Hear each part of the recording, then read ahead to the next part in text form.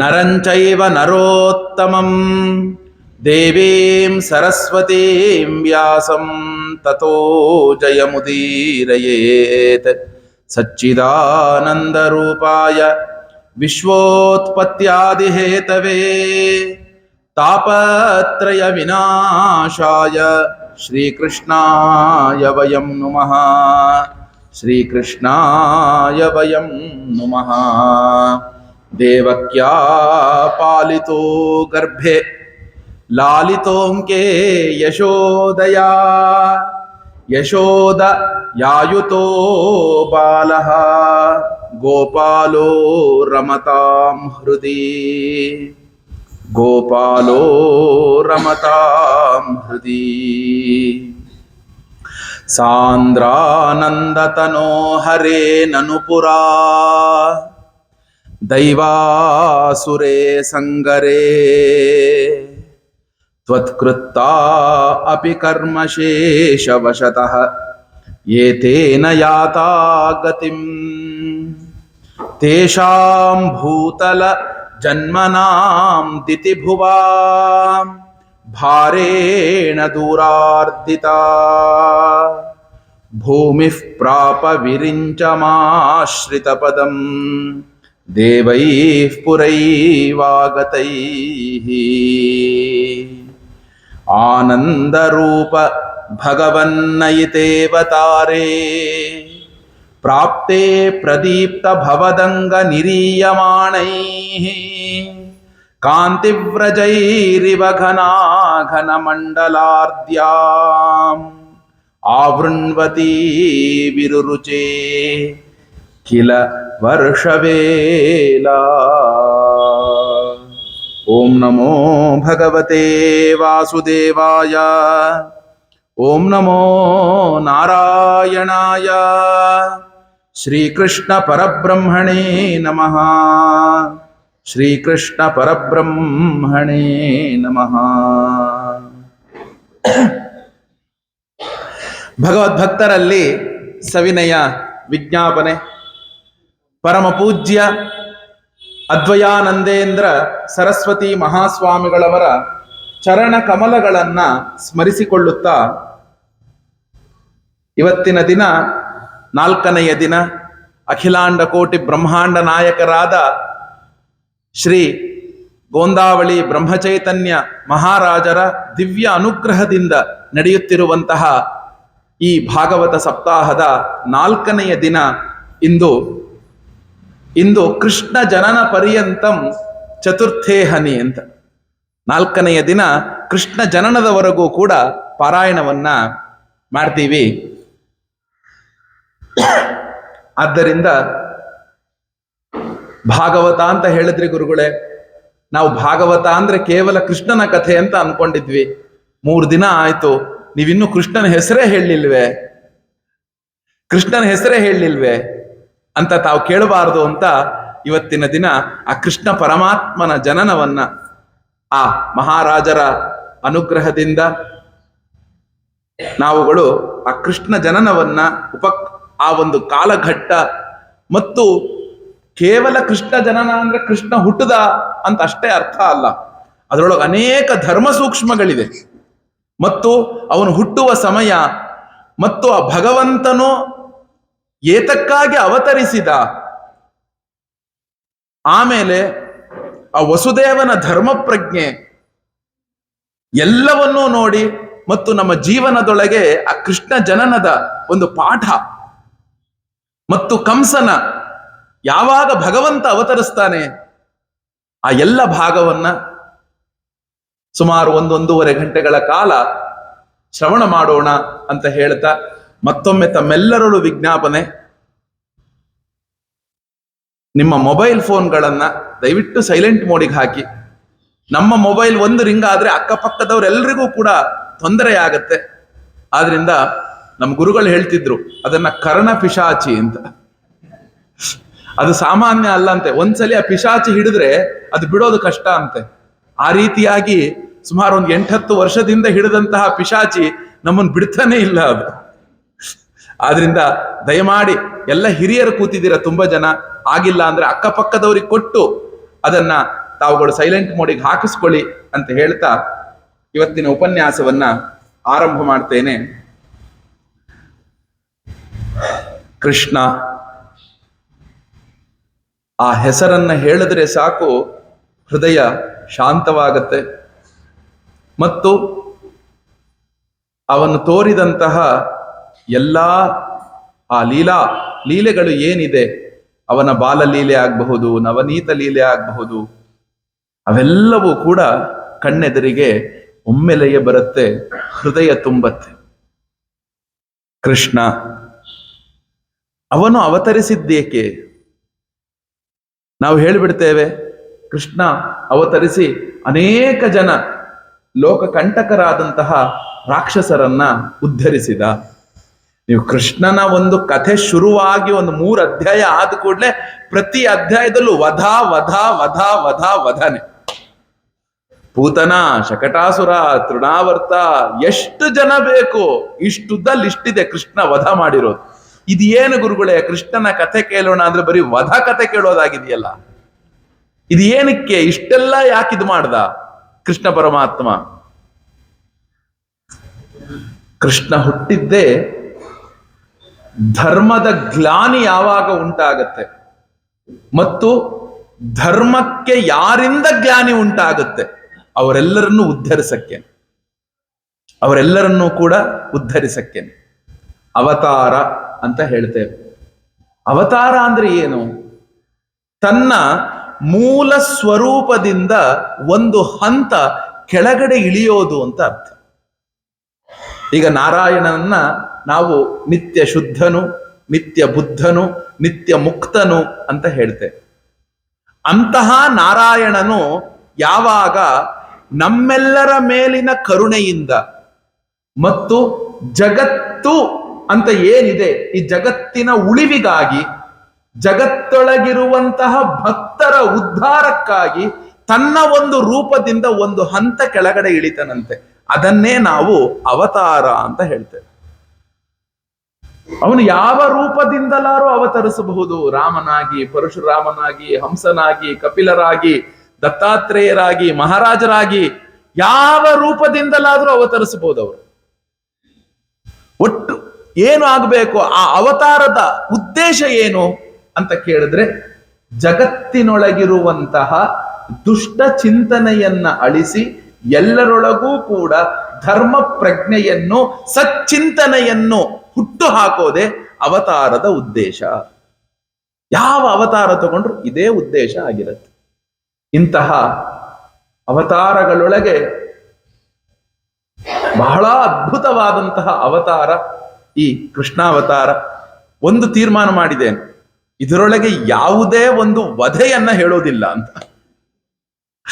ಕೃಷ್ಣಾವತಾರದೊಳಗೆ ನಾವುಗಳು ಎಲ್ಲೂ ಕೂಡ ಯಾವ ದುಷ್ಟರನ್ನೂ ಕೂಡ ಉದ್ಧರಿಸುವುದನ್ನ ನಾನು ಈ ಸಪ್ತಾಹದಲ್ಲಿ ಹೇಳೋದಿಲ್ಲ. ಆ ಕೃಷ್ಣ ಅಂದ್ರೆ ಅವನೊಂದು ಜ್ಞಾನ ಮೂರ್ತಿ, ಅವನದೊಂದು ಜ್ಞಾನಾವತಾರ. ಅಂತಹ ಅವತಾರದ ಕಥೆಯನ್ನ ನಾವೆಲ್ಲರೂ ಶ್ರವಣಿಸೋಣ ಅಂತ ಹೇಳ್ತಾ, ನೋಡಿ, ಕೃಷ್ಣಾವತಾರದ ಕಥೆ ನಾವು ಅಂದುಕೊಳ್ತೇವೆ 10ನೇ ಸ್ಕಂದದಿಂದ ಆರಂಭ ಆಗುತ್ತೆ ಅಂತ. ಇಲ್ಲ, ಏನಾಗುತ್ತೆ ಅಂದ್ರೆ, ಈ ಯದುವಂಶದ ಕಥೆಯನ್ನ ಶುಕಬ್ರಹ್ಮರು 9ನೆಯ ಸ್ಕಂದದ ಕೊನೆಯ ಅಧ್ಯಾಯದಲ್ಲಿ ಆರಂಭ ಮಾಡ್ತಾರೆ. ಕೊನೆಯ ಒಂದು ಸ್ಕಂದದಲ್ಲಿಯೇ ಆರಂಭವನ್ನ ಮಾಡ್ತಾರೆ ಅವರು. ನೋಡಿ,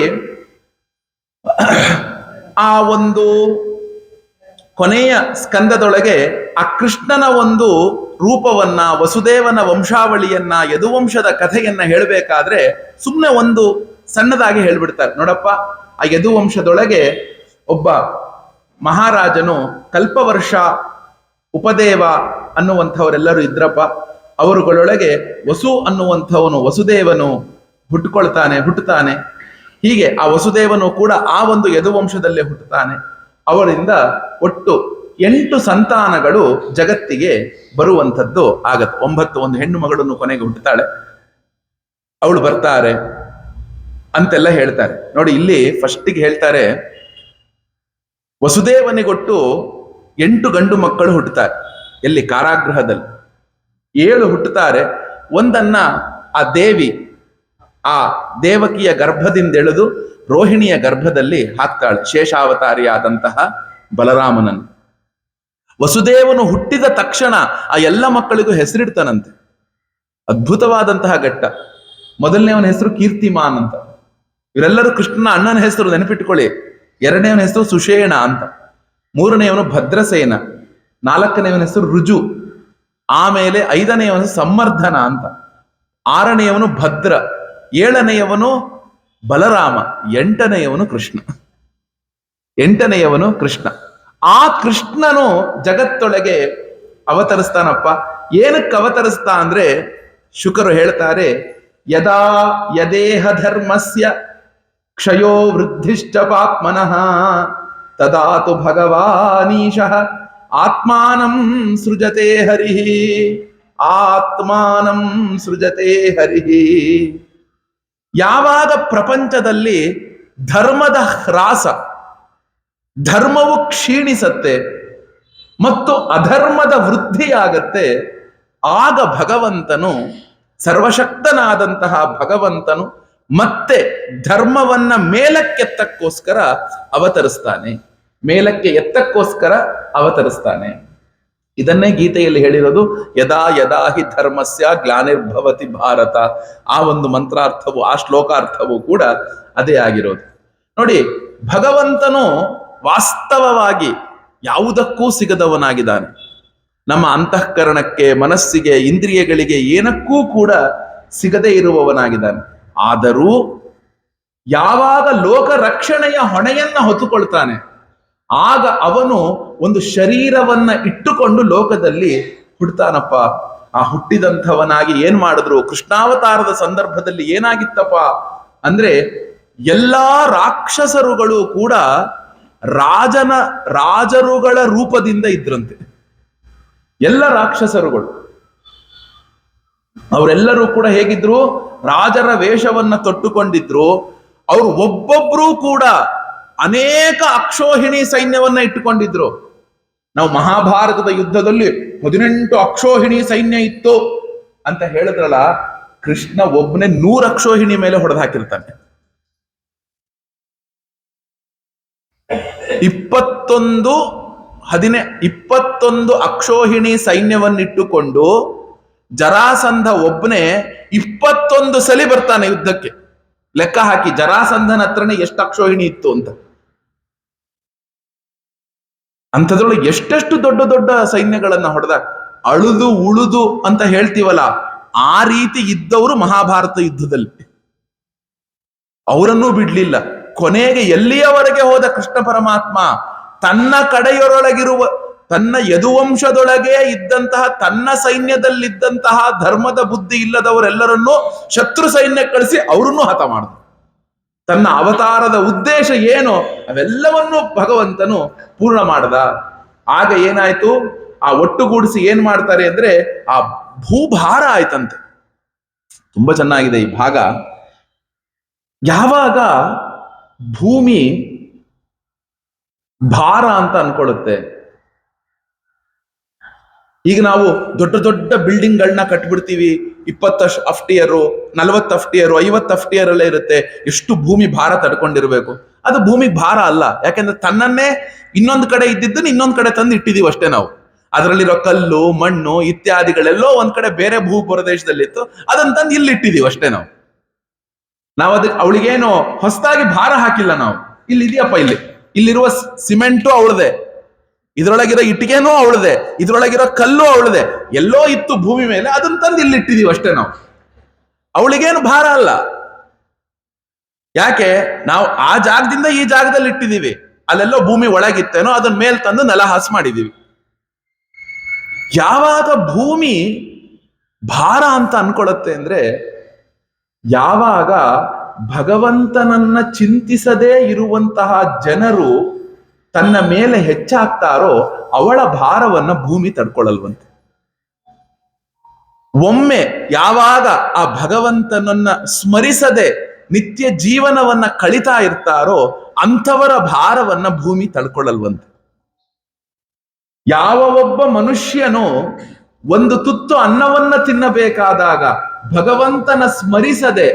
ಭಗವಂತನನ್ನು ಸ್ಮರಿಸದೆ ಕೇವಲ ಶರೀರದ ಧಾರಣೆಗೆ ಅನ್ನವನ್ನ ತಿಂತಾನೋ ಅಂಥವನ ಭಾರವನ್ನ ಭೂಮಿ ತಡ್ಕೊಳ್ಳಲ್ವಂತೆ. ನೋಡಿ, ಯಾವಾಗ ಮತ್ತಿನ್ನೇನಾಯ್ತು? ಭಗವಂತನ ಸ್ಮರಿಸದೇ ಇರೋದಿರ್ಲಿ, ಇಡೀ ಭೂಮಿಯ ಮೇಲೆ ಏನಾಯ್ತಪ್ಪ ಅಂದ್ರೆ ಭಗವಂತನನ್ನ ದ್ವೇಷಿಸುವವರ ಸಂಖ್ಯೆ ಜಾಸ್ತಿ ಆಗೋಯ್ತು.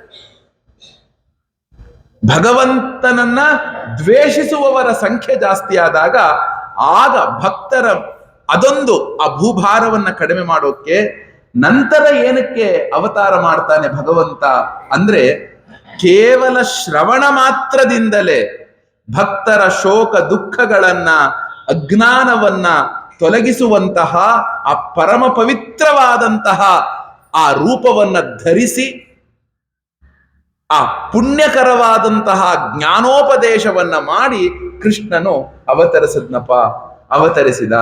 ಯಾಕೆ ಅಂದ್ರೆ ಅವನ ಒಂದು ಕೀರ್ತಿ, ಅವನ ಒಂದು ಲೀಲೆ, ಅವನ ಒಂದು ಉಪದೇಶ ಯಾವಾಗ ನಮ್ಮ ಹೃದಯಕ್ಕೆ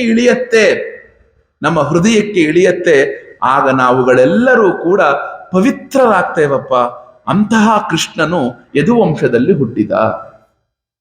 ಹೇಳ್ತಾರೆ, ಯಸ್ಯಾನನಂ ಮಕರ ಕುಂಡಲ ಚಾರು ಕರ್ಣ ಭ್ರಾಜತ್ ಕಪೋಲ ಸುಭಗಂ ಸುವಿಲಾಸಹಾಸಂ ನಿತ್ಯೋತ್ಸವಂ ನ ತುತೃಪುಃ ದೃಶಿಭಿಃ ಪಿಬಂತ್ಯಃ ನಾರ್ಯೋ ನ ರಾಷ್ಟ್ರ ಮುದಿತಾಃ ಕುಪಿತಾ ನಿಮೇಶ್ಚ. ಆಹಾ, ಒಮ್ಮೆ ಕೃಷ್ಣ ಮಕರ ಕುಂಡಲವನ್ನ, ಕೌಸ್ತುಭ ಮಣಿಯನ್ನ, ಕಿರೀಟವನ್ನ ಧರಿಸಿ ಪೀತಾಂಬರವನ್ನ ಹುಟ್ಟಿ ಆ ಮಥುರಾ ನಗರದೊಳಗೆ ರಸ್ತೆಯ ಮೇಲೆ ಬಂದು ಅರಮನೆಯಿಂದ ಹೊರಗಡೆಗೆ ಬಂದಾಗ ನಾರ್ಯೋ ನರಾಶ್ಚ, ಕೇವಲ ಹೆಣ್ಣು ಮಕ್ಕಳು ಅವನನ್ನ ನೋಡಿ ಆನಂದ ಪಡ್ತಿರ್ಲಿಲ್ವಂತೆ, ಪುರುಷರೂ ಕೂಡ ಅವನನ್ನ ನೋಡಿ ಆನಂದ ಪಡ್ತಿದ್ರಂತೆ, ಆ ಶ್ರೀ ವಿಗ್ರಹವನ್ನ ನೋಡಿ ಆನಂದ ಪಡ್ತಿದ್ರಂತೆ. ಆಗಾಗ ಅವ್ನು ನೋಡ್ಬೇಕಾದಾಗ ಏನಾಗ್ತಿತ್ತಂದ್ರೆ ಕಣ್ಣಿಗೆ ಮುಚ್ಕೊಳ್ಳೋದಂತೆ. ಭಗವಂತನನ್ನ ಮೂರ್ತಿಯನ್ನು ನೋಡ್ಬೇಕಾದಾಗ ಕಣ್ಣಿಗೆ ಮುಚ್ಕೊಳ್ಳೋದಂತೆ. ಆ ಮುಚ್ಚಿಕೊಳ್ತಾ ಇದ್ದಾಗ ಎಲ್ಲರೂ ಕೂಡ ಆ ನಿಮಿ ಇಲ್ಲಿ ಬಂದು ಕೂತಿದನಲ್ಲ ಅವನಿಗೆಲ್ಲರೂ ಬೈಕೊಳ್ತಿದ್ರಂತೆ. ಭಗವಂತನ ನೋಡ್ಬೇಕಾದ್ರೆ ಕಣ್ಣು ಮುಚ್ಕೊಳ್ತೀಯ ನೀನು, ಭಗವಂತನ ನೋಡ್ಬೇಕಾದ್ರೆ ಕಣ್ಣು ಮುಚ್ಚಿಕೊಳ್ತೀಯ ನೀನು, ಕಣ್ಣು ತೆಗೆದಿರ್ಬೇಕಲ್ವ ನೀನು. ಆ ರೀತಿ ಎಲ್ಲರೂ ಕೂಡ ಅವರಿಗವರು ಬೈಕೊಳ್ಳೋರಂತೆ. ಅಂತಹ ಕೃಷ್ಣನು ಅವತರಿಸಿ ಲೋಕೋದ್ಧಾರವನ್ನ ಮಾಡಿದ್ನಪ್ಪ ಅಂತ ಹೇಳಿ ಶುಕಬ್ರಹ್ಮರು ಆ ಸ್ಕಂದವನ್ನ ಮುಗಿಸ್ಬಿಡ್ತಾರೆ. ಸೂರ್ಯವಂಶದ ಕಥೆಯನ್ನ ವಿಸ್ತಾರವಾಗಿ ಹೇಳ್ತಾರೆ, ಚಂದ್ರವಂಶದ ಕಥೆಯನ್ನ ವಿಸ್ತಾರವಾಗಿ ಹೇಳ್ತಾರೆ, ಯದುವಂಶದ ಕಥೆಯನ್ನ ಅವ್ರು ಇಷ್ಟು ಹೇಳ್ಬಿಟ್ಟು ಈ ರೀತಿ ಅವತಾರ ಮಾಡಿ ಮಂಗಳ ಮಾಡ್ಬಿಟ್ನಪ್ಪ ಅಂತ ಶುಕಬ್ರಹ್ಮರು ಸುಮ್ನಾಗ್ಬಿಡ್ತಾರೆ. ಈಗ ಸುಮ್ನಾದಾಗ ಪರೀಕ್ಷಿತನಿಗೆ ಗಾಬರಿ ಆಗೋಗುತ್ತೆ. ಗುರುಗಳೇ, ನೀವು ಚಂದ್ರವಂಶ ಸೂರ್ಯವಂಶದ ಕಥೆಯನ್ನ ಹೇಳಿದ್ರಿ, ಅದ್ಭುತವಾದ ಕಥೆಯನ್ನ ಹೇಳಿದ್ರಿ, ಆದರೆ ಯದುವಂಶದ ಕಥೆಯನ್ನ ನೀವು ವಿಸ್ತಾರವಾಗಿ ಹೇಳಿ ಗುರುಗಳೇ. ಅದು ಸ್ವಲ್ಪ ವಿಸ್ತಾರ ಅಲ್ಲ, ಬಹಳ ವಿಸ್ತಾರವಾಗಿ ಹೇಳಿ. ಅದರೊಳಗೂ ಯಾರ ಕಥೆಯನ್ನ ವಿಸ್ತಾರವಾಗಿ ಹೇಳಿ ನೀವು? ಅವತೀರ್ಯ ಯದೋರ್ವಂಶೇ ಭಗವಾನ್ ಭೂತ ಭಾವನಃ ಕೃತವಾನ್ಯಾನಿ ವಿಶ್ವಾತ್ಮ ತಾನಿನೋ ವದ ವಿಸ್ತರಾತ್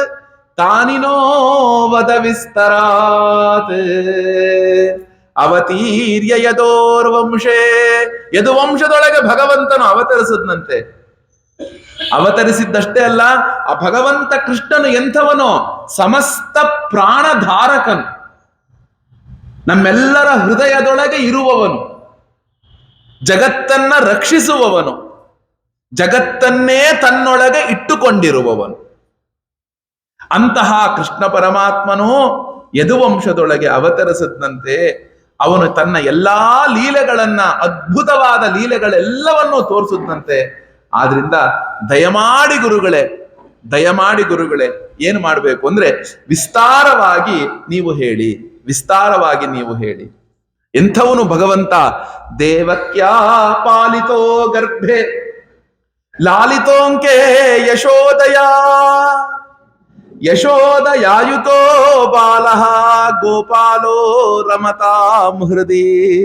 ದೇವಕಿಯ ಗರ್ಭದಲ್ಲಿ ಹುಟ್ಟುತ್ತಂತೆ, ಯಶೋದೆಯ ತೊಡೆಯ ಮೇಲೆ ಬೆಳೆದನಂತೆ, ತನ್ನೆಲ್ಲಾ ಲೀಲೆಗಳನ್ನ ತಾಯಿ ಯಶೋದೆಗೆ ತೋರಿಸಿ ಆನಂದವನ್ನ ಕೊಟ್ಟಂತೆ. ಅಂತಹ ಗೋಪಾಲನನ್ನ ನಾನು ಹುಟ್ಟಿನಿಂದಲೇ ನನ್ನ ಹೃದಯದೊಳಗೆ ಇಟ್ಟುಕೊಂಡಿದ್ದೇನೆ. ಏನ್ ಹೇಳಿ? ಆ ಗೋಪಾಲನ ಚಿಂತನೆ ಏನಿದೆ ಅದು ನನಗೆ ಈಗಿಂದ ಅಲ್ಲ, ನನ್ನ ಹುಟ್ಟಿನಿಂದಲೇ ಕೃಷ್ಣ ಪರಮಾತ್ಮನನ್ನ ಚಿಂತಿಸಿ ಬೆಳೆದವನು ನಾನು. ಆದ್ದರಿಂದ ದಯಮಾಡಿ ಗುರುಗಳೇ, ನೀವು ಏನು ಮಾಡಿ ನನಗೆ ಆ ಕೃಷ್ಣನ ಕಥೆಯನ್ನ ವಿಸ್ತಾರವಾಗಿ ಹೇಳಿ. ವಿಸ್ತಾರವಾಗಿ ಹೇಗೆ? ನಿವೃತ್ತ ತರ್ಷೈರುಪಗೀಯಮಾನಾತ್ ಭವೌಷಧ ಶ್ರೋತ್ರ ಮನೋಭಿರಾಮಾತ್. ಆಹಾ ಆಹಾ, ನೋಡಿ ಆ ಪುಣ್ಯ ಶ್ಲೋಕನಾದಂತಹ ಪರಮಾತ್ಮನ ಕಲ್ಯಾಣ ಗುಣಗಳನ್ನ ನಾವು ಶ್ರವಣಿಸಿದ್ರೆ ಏನಾಗುತ್ತೆ ಗೊತ್ತಾ? ಆ ಶ್ರವಣಿಸುವವರು ಯಾರೋ ಪ್ರಪಂಚವೇ ಬೇಡ, ಪ್ರಪಂಚದ ಸುಖವೇ ಬೇಡ ಅಂತ ತೊರೆದಂತಹ ನಿತ್ಯ ತೃಪ್ತರಾದ ಸನ್ಯಾಸಿಗಳೂ ಕೂಡ ಆ ಭಗವಂತನ ಲೀಲಾ ಗುಣಗಳನ್ನ ಕೇಳೋಕೆ ಇಷ್ಟಪಡ್ತಾರೆ. ನಾವು ಯಾವ್ಯಾವುದೋ ಕೇಳೋದಲ್ಲ, ಭಗವಂತನ ಲೀಲಾ ಗುಣಗಳನ್ನ ಯಾರು ಕೇಳಿ ತೃಪ್ತ ಪಡ್ತಾರೆ? ನನಗೆ ಪ್ರಪಂಚವೇ ಬೇಡ ಅಂತ ಹೊರಟಿರುವವರೂ ಕೂಡ ಭಗವಂತನ ಗುಣಗಳನ್ನ ಕೇಳೋದಿಕ್ಕೆ ಇಷ್ಟಪಡ್ತಾರೆ. ಅಂತಹ ಯಾರೋ ಈ ಆಶಾಪಾಶಗಳನ್ನೆಲ್ಲವನ್ನು ತೊರೆದಂಥವರವರು ಹಾಗೆ ತೃಪ್ತಿ ಇಲ್ಲದೆ ಆ ಭಗವಂತನನ್ನ ಕೀರ್ತನೆ ಮಾಡ್ತಾ ಇರ್ತಾರೆ. ಯಾಕೆ ಗೊತ್ತಾ? ಭವೌಷಧ ಶ್ರೋತ್ರ ಮನೋಭಿರಾಮ. ಜಗತ್ತಲ್ಲಿರುವಂತಹ ಎಲ್ಲದಕ್ಕೂ ಕೂಡ ಔಷಧಿ ಇದೆಯಂತೆ, ಈ ಸಂಸಾರಕ್ಕೆ ಔಷಧಿಯೇ ಇಲ್ಲ. ಅದಕ್ಕೆ ನೋಡಿ ಕೃಷ್ಣ ಪರಮಾತ್ಮ ಸಂಸಾರಕ್ಕೆ 2 ಲಕ್ಷಣವನ್ನ ಹೇಳ್ದ ಭಗವದ್ಗೀತೆಯಲ್ಲಿ. ಪ್ರಪಂಚ ಅಂದ್ರೆ ಏನಪ್ಪ ಅಂದ್ರೆ ದುಃಖಾಲಯಂ ಅಶಾಶ್ವತಂ, ದುಃಖದ ಮನೆಯಂತೆ, ನಿತ್ಯ ಬದಲಾಗ್ತಾ ಇರೋದಂತೆ. ದುಃಖದ ಮನೆ ಮತ್ತು ನಿತ್ಯ ಬದಲಾಗ್ತಾ ಇರುವಂಥದ್ದು. ಇಂತಹ ಒಂದು ಸಂಸಾರಕ್ಕೆ ನಿಜವಾದಂತಹ ಒಂದು ಮದ್ದು, ಒಂದು ದವ, ಔಷಧಿ ಯಾವುದಾದ್ರೂ ಇದೆಯಾ ಅಂದ್ರೆ ಯಾವುದದು? ಭವೌಷಧ. ಭಗವಂತನ ಸ್ಮರಣೆ, ಭಗವಂತನ ಚಿಂತನೆ, ಭಗವಂತನ ಧ್ಯಾನ, ಇದೇ ಈ ಸಂಸಾರಕ್ಕೆ ಮದ್ದು, ಈ ಸಂಸಾರಕ್ಕೆ ಮದ್ದಾಗಿರುವಂಥದ್ದು. ಮನೋಭಿರಾಮ. ಆದ್ರಿಂದ ಎಂಥದ್ದು? ನನ್ನ ಕಿವಿಗಳಿಗೂ ಎಲ್ಲಕ್ಕೂ ಕೂಡ ಮನಸ್ಸಿಗೂ ಅಮೃತಪ್ರಾಯವಾಗಿದೆ. ಯಾಕೆ ಅಂದ್ರೆ ಇಂತಹ ಭಗವಂತನನ್ನ ಕಥೆಯನ್ನ, ಅವನ ಲೀಲೆಯನ್ನ ಯಾರು ಇಷ್ಟಪಡೋದಿಲ್ಲ ಅಂದ್ರೆ ಯಾರಿಗೆ ಹೃದಯವೇ ಇಲ್ಲವೋ, ಯಾರಿಗೆ ಭಾವನೆಯೇ ಇಲ್ಲವೋ, ಯಾರೊಬ್ಬ ಮನುಷ್ಯ ರೂಪದ ಪಶು ಆಗಿದನೋ ಅವನಿಗಷ್ಟೇ ಕೃಷ್ಣನ ಕಥೆ ಇಷ್ಟ ಆಗೋದಿಲ್ಲ. ಏನ್ ಹೇಳಿ? ಕೃಷ್ಣನ ಕಥೆ ಇಷ್ಟ ಆಗೋದಿಲ್ಲ ಅಂದ್ರೆ ಯಾರಪ್ಪ ಅಂದ್ರೆ ಅವನೊಬ್ಬ ಪಶು. ಯಾಕೆ? ಎಲ್ಲ ಬಿಟ್ಟಂತಹ ಸನ್ಯಾಸಿಗಳಿಗೂ ಇಷ್ಟ ಆಗುತ್ತೆ. ಮತ್ತಿನ್ನೇನು? ಇದನ್ನ ಹೇಳಿದಂಥದ್ದೇ ಅವಧೂತ ರೂಪದಿಂದಿದ್ದಂತಹ ಶುಕಬ್ರಹ್ಮರು. ಎಂತಹ ಶುಕಬ್ರಹ್ಮರು! ಯಾವಾಗಲೂ ಆನಂದದೊಳಗೆ ಇದ್ದಂಥವರು, ಓಡಾಡುತ್ತಿರುವಂತಹ ಬ್ರಹ್ಮರಾದಂತಹ ಶುಕಬ್ರಹ್ಮರವರು. ಬ್ರಹ್ಮರಾದಂತಹ ಶುಕಬ್ರಹ್ಮರು ಈ ಭಗವಂತನ ಕಥೆಯನ್ನ ತಿಳಿಸ್ತಾರೆ. ಎಂತಹ ಕೃಷ್ಣನ ಕಥೆ ಹೇಳಿ ಗುರುಗಳೇ. ನೋಡಿ, ಪಿತಾಮಹಾಮೇ ಸಮರೇ ಅಮರಂಜಯೈ ದೇವವ್ರತಾದಿ ಅತಿರಥೈಸ್ತಿಮಿಂಗಿಲೈ ದುರತ್ಯಯಂ ಕೌರವ ಸೈನ್ಯ ಸಾಗರಂ ಕೃತ್ವಾತರನ್ ವತ್ಸ ಪದಂ ಸ್ಮ ಯತ್ ಪ್ಲವಾಹ ಪಿತಾಮಹಾಮೇ ಸಮರೇ ಅಮರಂಜಯೈ. ನನ್ನೆಲ್ಲ ಅಜ್ಜಂದ್ರು ಕೂಡ ಮಹಾಭಾರತದ ಯುದ್ಧ ನಡೀತು.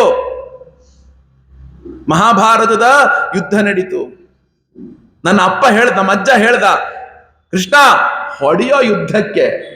ಎಲ್ಲಿ ಹೋಗಿ? ಸೇನಯೋರುಭಯೋರ್ ಮಧ್ಯೆ ರಥಂ ಸ್ಥಾಪಯ ಮೇಚ್ಯುತ. ಯಾವದೇತಾನ್ ನಿರೀಕ್ಷೇಹಂ ಯೋದ್ಧು ಕಾಮಾನ್ ಅವಸ್ಥಿತ. ಹೊಡಿಯೋ ಕೃಷ್ಣ ಮಧ್ಯದೊಳಗೆ. ಇಲ್ಲಿ ನೋಡಿದ್ಯಲ್ಲ, ಇದೇನ್ ಗೊತ್ತಾ ಇದು? ಪಾಶುಪತಾಸ್ತ್ರ. ಹಿಂಗ್ ಹೋಗ್ತೀನಿ, ಹಿಂಗ್ ಬಿಟ್ಟು ಅವ್ರನ್ನೆಲ್ಲ ಕೊಂದು ಬಂದ್ಬಿಡ್ತೀನಿ ಎಂದ. ದ್ರೌಪದಿಗ್ ಬೇರೆ ಹೇಳಿದ್ನಂತ ಅರ್ಜುನ, ಮಧ್ಯಾಹ್ನ ಕೊಳ್ಳೆ ಪಾಯಸದ ಅಡಿಗೆ ಮಾಡು, ಯಾಕೆ ಅಣ್ಣನನ್ನ ಇವತ್ ಸಂಜೆಯೇ ಸಿಂಹಾಸನಾರೂಢನನ್ನಾಗಿ ನಾನು ಮಾಡ್ತೇನೆ ಅಂತ. ಆ ಮಟ್ಟಿನ ವಿಶ್ವಾಸ, ಆ ಮಟ್ಟಿನ ಎದೆ, ಆ ಮಟ್ಟಿನ ಧೈರ್ಯ. ಹೊಡಿ ಮಧ್ಯಕ್ಕೆ ಅಂತ ಹೇಳಿದ ಕೂಡ್ಲೆ ಏನಾಯ್ತೋ, ಹೊಡಿತಾನೆ. ಅಲ್ಲಿ ನೋಡ್ತಾನೆ, ಅಯ್ಯೋ ಎಲ್ಲರೂ ನಮ್ಮವ್ರೆ ಅಲ್ಲಪ್ಪ. ಏನಂತ ಹೇಳ್ದ ಕೃಷ್ಣ? ಗಾಂಡೀವಂ ಸಂಸ್ರತೆ ಹಸ್ತಾತ್ ತ್ವಚ್ಚೈವ ಪರಿದಹ್ಯತೆ. ಕೃಷ್ಣ, ಗಾಂಡೀವ ಕೈಯಲ್ಲಿ ಹಿಡ್ಕೊಳಕ್ ಆಗ್ತಿಲ್ಲ ಕಣೋ, ನಡುಗಿ ಕೆಳಗಡೆ ಬಿದ್ದು ಹೋಗ್ತಿದೆ, ನಾಲಿಗೆ ಒಣಗ್ತಿದೆ, ಬೆವರು ಹರಿತಿದೆ. ಕೃಷ್ಣ ಕಾಪಾಡು, ಕಾಪಾಡು. ಶಿಷ್ಯಸ್ತೇಹಂ ಶಾಧಿಮಾಂ ತ್ವಾಂ ಪ್ರಪನ್ನಂ. ಕೃಷ್ಣ, ನಾನು ನಿನ್ನ ಶಿಷ್ಯ ಆಗಿದ್ದೀನಿ ಕಣೋ. ಹೇಗಾದ್ರೂ ಮಾಡಿ ಶೋಕ ಮೋಹ ಎಂಬ ಈ ಸಾಗರದಿಂದ ನನ್ನನ್ನ ನೀನು ಕಾಪಾಡು, ನನ್ನನ್ನ ನೀನು ಕಾಪಾಡು ಅಂತ ಹೇಳಿದಾಗ ಏನು ಮಾಡ್ದ ಕೃಷ್ಣ? ಕುತ್ಕೋ, ನಿನಗೆ ಎಲ್ಲಿ ದುಃಖ ಆಗಿದೆ ಗೊತ್ತಾ?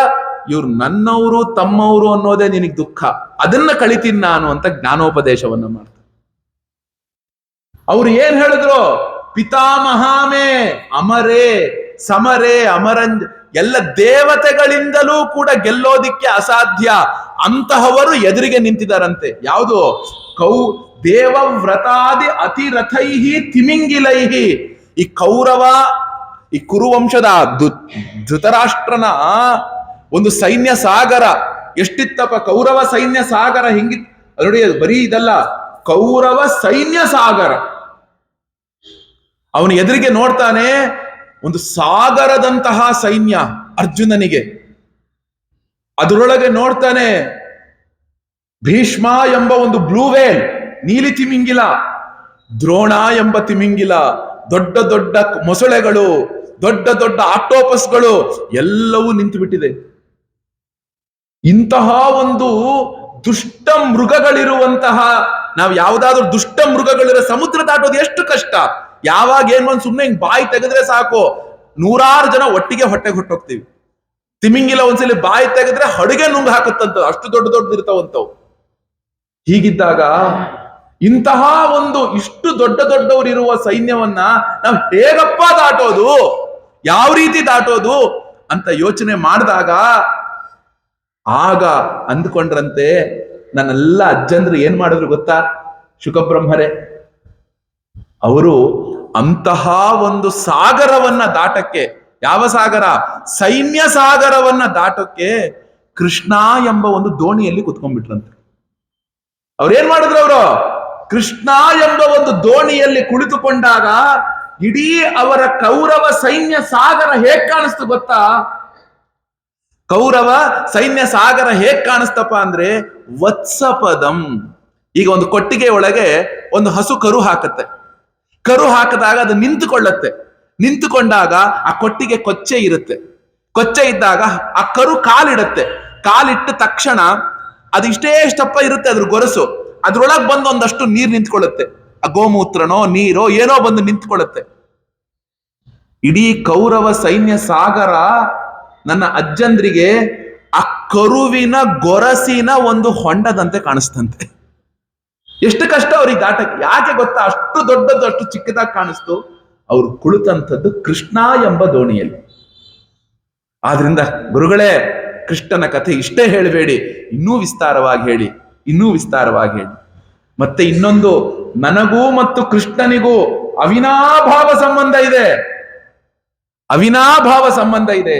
ಏನಿದೆಯಪ್ಪ ಅಂದ್ರೆ, ದ್ರೌಣ್ಯಸ್ತ್ರ ವಿಪ್ಲುಷ್ಟಮಿದಂ ಮದಂಗಂ ಸಂತಾನ ಬೀಜಂ ಕುರು ಪಾಂಡವಾನ ಜುಗೋಪ ಕುಕ್ಷಿಂಗತ ಆತ್ತ ಚಕ್ರ ಮಾತುಶ್ಚ ಮೇ ಯಹ ಶರಣಂ ಗತಾಯ. ದ್ರೋಣನ ಮಗ ದ್ರೌಣಿ ಯಾರು? ಅಶ್ವತ್ಥಾಮ. ನಾನು ಉತ್ತರೆಯ ಗರ್ಭದೊಳಗಿದ್ದೆ. ಆ ದ್ರೌಣಿ ಏನು ಮಾಡಿಬಿಟ್ಟ? ಬಾಣವನ್ನ ಬಿಟ್ಟುಬಿಟ್ಟ. ಯಾಕೆ? ಇಡೀ ಒಂದು ಪಾಂಡವರು, ಧೃತರಾಷ್ಟ್ರನ ಒಂದು ಕುಲ ಹೇಗೆ ನಾಶವಾಗೋಯ್ತೋ ಅದೇ ರೀತಿ ಪಾಂಡುವಿನ ಕುಲವು ಉಳಿಬಾರದು ಅಂತ ಬಿಟ್ಟು ಬಿಟ್ಟ. ಆಗ ನನ್ನ ತಾಯಿ ಏನ್ ಮಾಡಿದ್ಲು? ಮಾತುಶ್ಚಮೇಯ ಶರಣಂಗತಾಯ, ಕೃಷ್ಣ, ಹೇ ಕೃಷ್ಣ, ಹೇ ಯಾದವ, ಎಲ್ಲಿದೆಯಪ್ಪ? ಒಂದು ಬಾಣ ಬಂದು ಚುಚ್ಚುತ್ತಾ ಇದೆಯಪ್ಪ, ಬಾರೋ ಬಾರೋ ಅಂತ ಒಮ್ಮೆ ಕೂಗಿದ ತಕ್ಷಣ ಏನ್ ಮಾಡಿದ್ಲು? ಜುಗೋಪ ಕುಕ್ಷಿಂಗತ ಆತ್ತಚಕ್ರ. ನಮ್ಮ ಅಜ್ಜಂದ್ರೆ ಎಲ್ರೂ ಕೂಡ ಹುಟ್ಟಿದ ಮೇಲೆ ಕೃಷ್ಣ ಕಾಪಾಡಿದ್ರೆ, ನನ್ನನ್ನ ಕೃಷ್ಣ ಗರ್ಭದಲ್ಲೇ ಕಾಪಾಡಿದನೆ. ನನ್ನನ್ನ ಕೃಷ್ಣ ಎಲ್ಲಿ ಕಾಪಾಡಿದನೆ? ಗರ್ಭದೊಳಗನೆ ಕಾಪಾಡಿದನೆ ಗುರುಗಳೇ. ಆದ್ರಿಂದ ಆ ಕೃಷ್ಣನ ಕಥೆಯನ್ನ, ಯದುವಂಶದ ಕಥೆಯನ್ನ ಇಷ್ಟು ಹೇಳ್ಬೇಡಿ ಗುರುಗಳೇ, ವಿಸ್ತಾರವಾಗಿ ಹೇಳಿ, ವಿಸ್ತಾರವಾಗಿ ಹೇಳಿ ಅಂತ ಯಾವಾಗ ಹೇಳ್ತಾರೆ, ಆಗ ತಕ್ಷಣ ನೋಡಿ ಅವನು ಹೇಳ್ತಾನೆ, ನಾನು ಕೃಷ್ಣನ ಕಥೆಯನ್ನ ಕೇಳುವುದಕ್ಕಾಗಿಯೇ ಹೆಂಗ್ ಕೂತಿದ್ದೀನಿ. ನೈಷಾತಿ ದುಸ್ಸಹ ಕ್ಷುನ್ಮಾಂ ತ್ಯಕ್ತೋದಮಪಿ ಬಾಧತೆ ಪಿಬಂತಂ ತನ್ಮುಖಾನುಭೋಜ ಅಚ್ಯುತ ಹರಿಕಥಾಮೃತಂ. ಹರಿಕಥಾಮೃತಂ. ಆಹಾ ಗುರುಗಳೇ, ನೀವು ಭಾಗವತವನ್ನ ಹೇಳ್ತಾ ಇರೋದ್ರಿಂದ, ಶುಕಬ್ರಹ್ಮರೇ, ಶುಕ ಮಹರ್ಷಿಗಳೇ, ನೀವು ಹೇಳ್ತಾ ಇರೋದ್ರಿಂದ ಏನು? ಆ ಕೃಷ್ಣನ ಕಥೆಯನ್ನ ಕೇಳಬೇಕು ಅಂತ ಅನ್ನ ತಿಂತಾ ಇಲ್ಲ ನಾನು, ನೀರು ಕುಡಿತಾ ಇಲ್ಲ, ಹಸಿವಿನ ಬಗ್ಗೆ ನನಗೆ ಗಮನ ಇಲ್ಲ, ಹಸಿವಿನ ಬಗ್ಗೆ ನನಗೆ ಗಮನ ಇಲ್ಲ, ಬಾಯಾರಿಕೆಯ ಬಗ್ಗೆ ನನಗೆ ಗಮನ ಇಲ್ಲ. ಯಾಕೆ ಅಂದ್ರೆ ನೀವು ಹೇಳುತ್ತಿರುವಂತಹ ಹರಿಕಥಾ ಎಂಬ ಅಮೃತವನ್ನ ಕುಡಿತಾ ಇದ್ದೀನಿ. ಅದಕ್ಕೆ ಭಾಗವತ ಕಥಾ ಎಂಬ ಅಮೃತವನ್ನ ನಾನು ಕುಡಿತಾ ಇದ್ದೀನಲ್ಲ, ಅದಕ್ಕಾಗಿ ನನಗೆ ಇದು ಯಾವುದರ ಬಗ್ಗೆ ಗಮನ ಇಲ್ಲ. ನಾನು ಇದುವರೆಗೂ ಕೂಡ ಕುಳಿತಿರೋದೆ ಆ ಕೃಷ್ಣನ ಕಥೆ ಕೇಳೋಕೆ. ದಯವಿಟ್ಟು ಆ ಕೃಷ್ಣನ ಕಥೆಯನ್ನ ಹೇಳಿ, ಕೃಷ್ಣನ ಕಥೆಯನ್ನ ಹೇಳಿ. ನೋಡಿ, ಒಬ್ಬ ಗುರು ಒಬ್ಬ ಶಿಷ್ಯನ ಯೋಗ್ಯತಾ ಪರೀಕ್ಷೆಯನ್ನ ಮಾಡ್ತಾನಂತೆ. ಎಲ್ಲಿಯವರೆಗೆ ಅರ್ಜುನ ನಿನಗೆ ನಾನು ಶಿಷ್ಯನಾಗಿದ್ದೀನಿ ಅಂತ ಹೇಳಲಿಲ್ವೋ ಅಲ್ಲಿವರೆಗೆ ಕೃಷ್ಣ ಉಪದೇಶ ಮಾಡಲಿಲ್ಲ. ಪರೀಕ್ಷಿತನಿಗೆ 9ನೆಯ ಸ್ಕಂದದ ಕೊನೆಗೆ ಯಾದವರ ಒಂದು ಸಂಕ್ಷಿಪ್ತವಾಗಿ ಹಿಂಗಾಯ್ತು, ಕೃಷ್ಣ ಹುಟ್ಟದ, ಹಿಂಗೆಲ್ಲ ಮಾಡ್ದ ಅಂತ ಹೇಳ್ಬಿಟ್ರು, ನಿಲ್ಲಿಸ್ಬಿಟ್ರು. ಮತ್ತೆ ಪರೀಕ್ಷಿತ ಏನ್ ಮಾಡ್ಬೇಕಿತ್ತು? ಗುರುಗಳೇ, ಅವನು ಕೇಳಬೇಕು ಅಂತ ಇಚ್ಛೆ ಇದೆ, ಉತ್ಕಟ ಇಚ್ಛೆ ಇದೆ, ದಯಮಾಡಿ ಹೇಳಿ ಅಂತ ಯಾವಾಗ ಕೈ ಮುಗಿದುಕೊಂಡ, ಅಕಸ್ಮಾತ್ ಏನಾದ್ರು ಪರೀಕ್ಷಿತ ಹೌದಾ ಗುರುಗಳೇ ಮುಂದೇನಾಯ್ತು ಅಂತ ಕೇಳಿದ್ರೆ ದಶಮಸ್ಕಂದ ಬಿಟ್ಟು ಇಲ್ಲಿಗೆ ಭಾಗವತ ಎಂಡ್ ಮಾಡ್ಬಿಟ್ಟಿರೋರು ಶುಕಬ್ರಹ್ಮರು. ಆದ್ರೆ ಕೃಷ್ಣನ ಕತೆ ಹೇಳಿ, ಇದು ಬೇಕಿತ್ತು ಶುಕಬ್ರಹ್ಮರಿಗೆ. ಯಾಕೆ? ನಿಜವಾಗಲೂ ಕೃಷ್ಣನ ಕಥೆಯನ್ನ ಕೇಳೋದಿಕ್ಕೆ ಪರೀಕ್ಷಿತನಿಗೆ ಈಗ ಅಧಿಕಾರ ಬಂದಿದೆಯಾ ಅಂತ ಪರೀಕ್ಷೆ ಮಾಡಬೇಕಿತ್ತು. ನಾವೆಲ್ಲ ಇಷ್ಟು ಸುಲಭವಾಗಿ ಭಗವಂತನ ಕಥೆಯನ್ನ ಎಲ್ಲರೂ ಕುತ್ಕೊಂಡು ಕೇಳ್ತಾ ಇದ್ದೇವೆ. ಆದರೆ ಭಾಗವತವನ್ನ ಕೇಳಕ್ಕೂ ಕೂಡ ಒಂದು ನಿಯಮ ಇದೆ, ಹೇಳಕ್ಕೂ ಕೂಡ ಒಂದು ನಿಯಮ ಇದೆ, ಹೇಳುವವರಿಗೂ ಒಂದು ನಿಯಮ ಇದೆ. ಹೇಗ್ ಕುತ್ಕೋಬೇಕು, ಹೇಗ್ ಕೇಳಬೇಕು, ಪ್ರವಚನ ಮೊದಲು, ಪ್ರವಚನದ ಕೊನೆ, ಪಾರಾಯಣದ ಮೊದಲು, ಪಾರಾಯಣದ ಕೊನೆ, ಎಲ್ಲವೂ ಏನು ಮಾಡಬೇಕು ಅವೆಲ್ಲವನ್ನೂ ಹೇಳಿದೆ. ಈಗ ಆ ಶುಕಬ್ರಹ್ಮರಿಗೆ ಅನ್ನಿಸ್ತು, ಇಲ್ಲ, ನಿಜವಾಗಲೂ ಭಗವಂತನ ಕಥೆಯನ್ನ ಕೇಳೋಕ್ಕೆ ಪರೀಕ್ಷಿತನಿಗೆ ಅಧಿಕಾರ ಬಂದಿದೆ ಅಂತ ಹೇಳಿ, ನೋಡಿ ಕೃಷ್ಣನ ಕಥೆ ಹೇಳಿ ಅಂತ ಹೇಳಿದ್ರಲ್ಲ, ಆಗ ತಕ್ಷಣ ಶುಕಬ್ರಹ್ಮರಿಗೆ ಏನಾಯ್ತಂತೆ ಗೊತ್ತಾ? ಏವಂ ನಿಶಮ್ಯ ಭೃಗುನಂದನ ಸಾಧುವಾದಂ ವೈಯಾಸಕಿ ಸ ಭಗವಾ ಅಥ ವಿಷ್ಣುರಾತಂ ಪ್ರತ್ಯರ್ಚ ಕೃಷ್ಣ ಚರಿತಂ ಕಲಿಕಲ್ಮಶಘ್ನಂ ವ್ಯಾಹರ್ತುಮಾರಭತ ಭಾಗವತ ಪ್ರಧಾನ. ಭಾಗವತದ ಪ್ರಧಾನ ಘಟ್ಟ ಯಾವುದು ಅಂತ ಕೇಳಿದ್ರೆ ಅದೇ ದಶಮಸ್ಕಂದ. ಭಾಗವತದ ಪ್ರಧಾನ ಘಟ್ಟ ಅದೇ ದಶಮಸ್ಕಂದ. ಏವಂ ನಿಶಮ್ಯ ಭೃಗುನಂದನ ಸಾಧುವಾದಂ. ಈ ರೀತಿಯಾಗಿ ಶುಕಬ್ರಹ್ಮರು ಪರೀಕ್ಷಿತನು ಹೇಳಿದಂತಹ ಎಲ್ಲಾ ಮಾತನ್ನ ಕೇಳಿ, ಆಗ ತಕ್ಷಣ ಪರೀಕ್ಷಿತ ಹೇಳಿದ ಮಾತನ್ನ ಕೇಳಿದ ತಕ್ಷಣ ಏನಾಯ್ತು ಅಂದ್ರೆ ಪ್ರತ್ಯರ್ಚ ಕೃಷ್ಣ ಚರಿತಂ, ಕೃಷ್ಣನ ಕಥೆಯನ್ನ ಹೇಳೋದಿಕ್ಕೆ ಶುರು ಮಾಡಿದ್ರಂತೆ. ಆ ಕೃಷ್ಣನ ಕಥೆ ಎಂಥದ್ದು? ಕಲಿಕಲ್ಮಶಘ್ನಂ, ಕಲಿಯುಗದೊಳಗಿರುವ ಕೊಳೆಯನ್ನ ಕಳೆಯುವುದಂತ. ಏನ್ ಹೇಳಿ? ಕಲಿಯುಗದ ಕೊಳೆಯನ್ನ ಕಳೆಯುವುದು ಕೃಷ್ಣನ ಕಥೆ.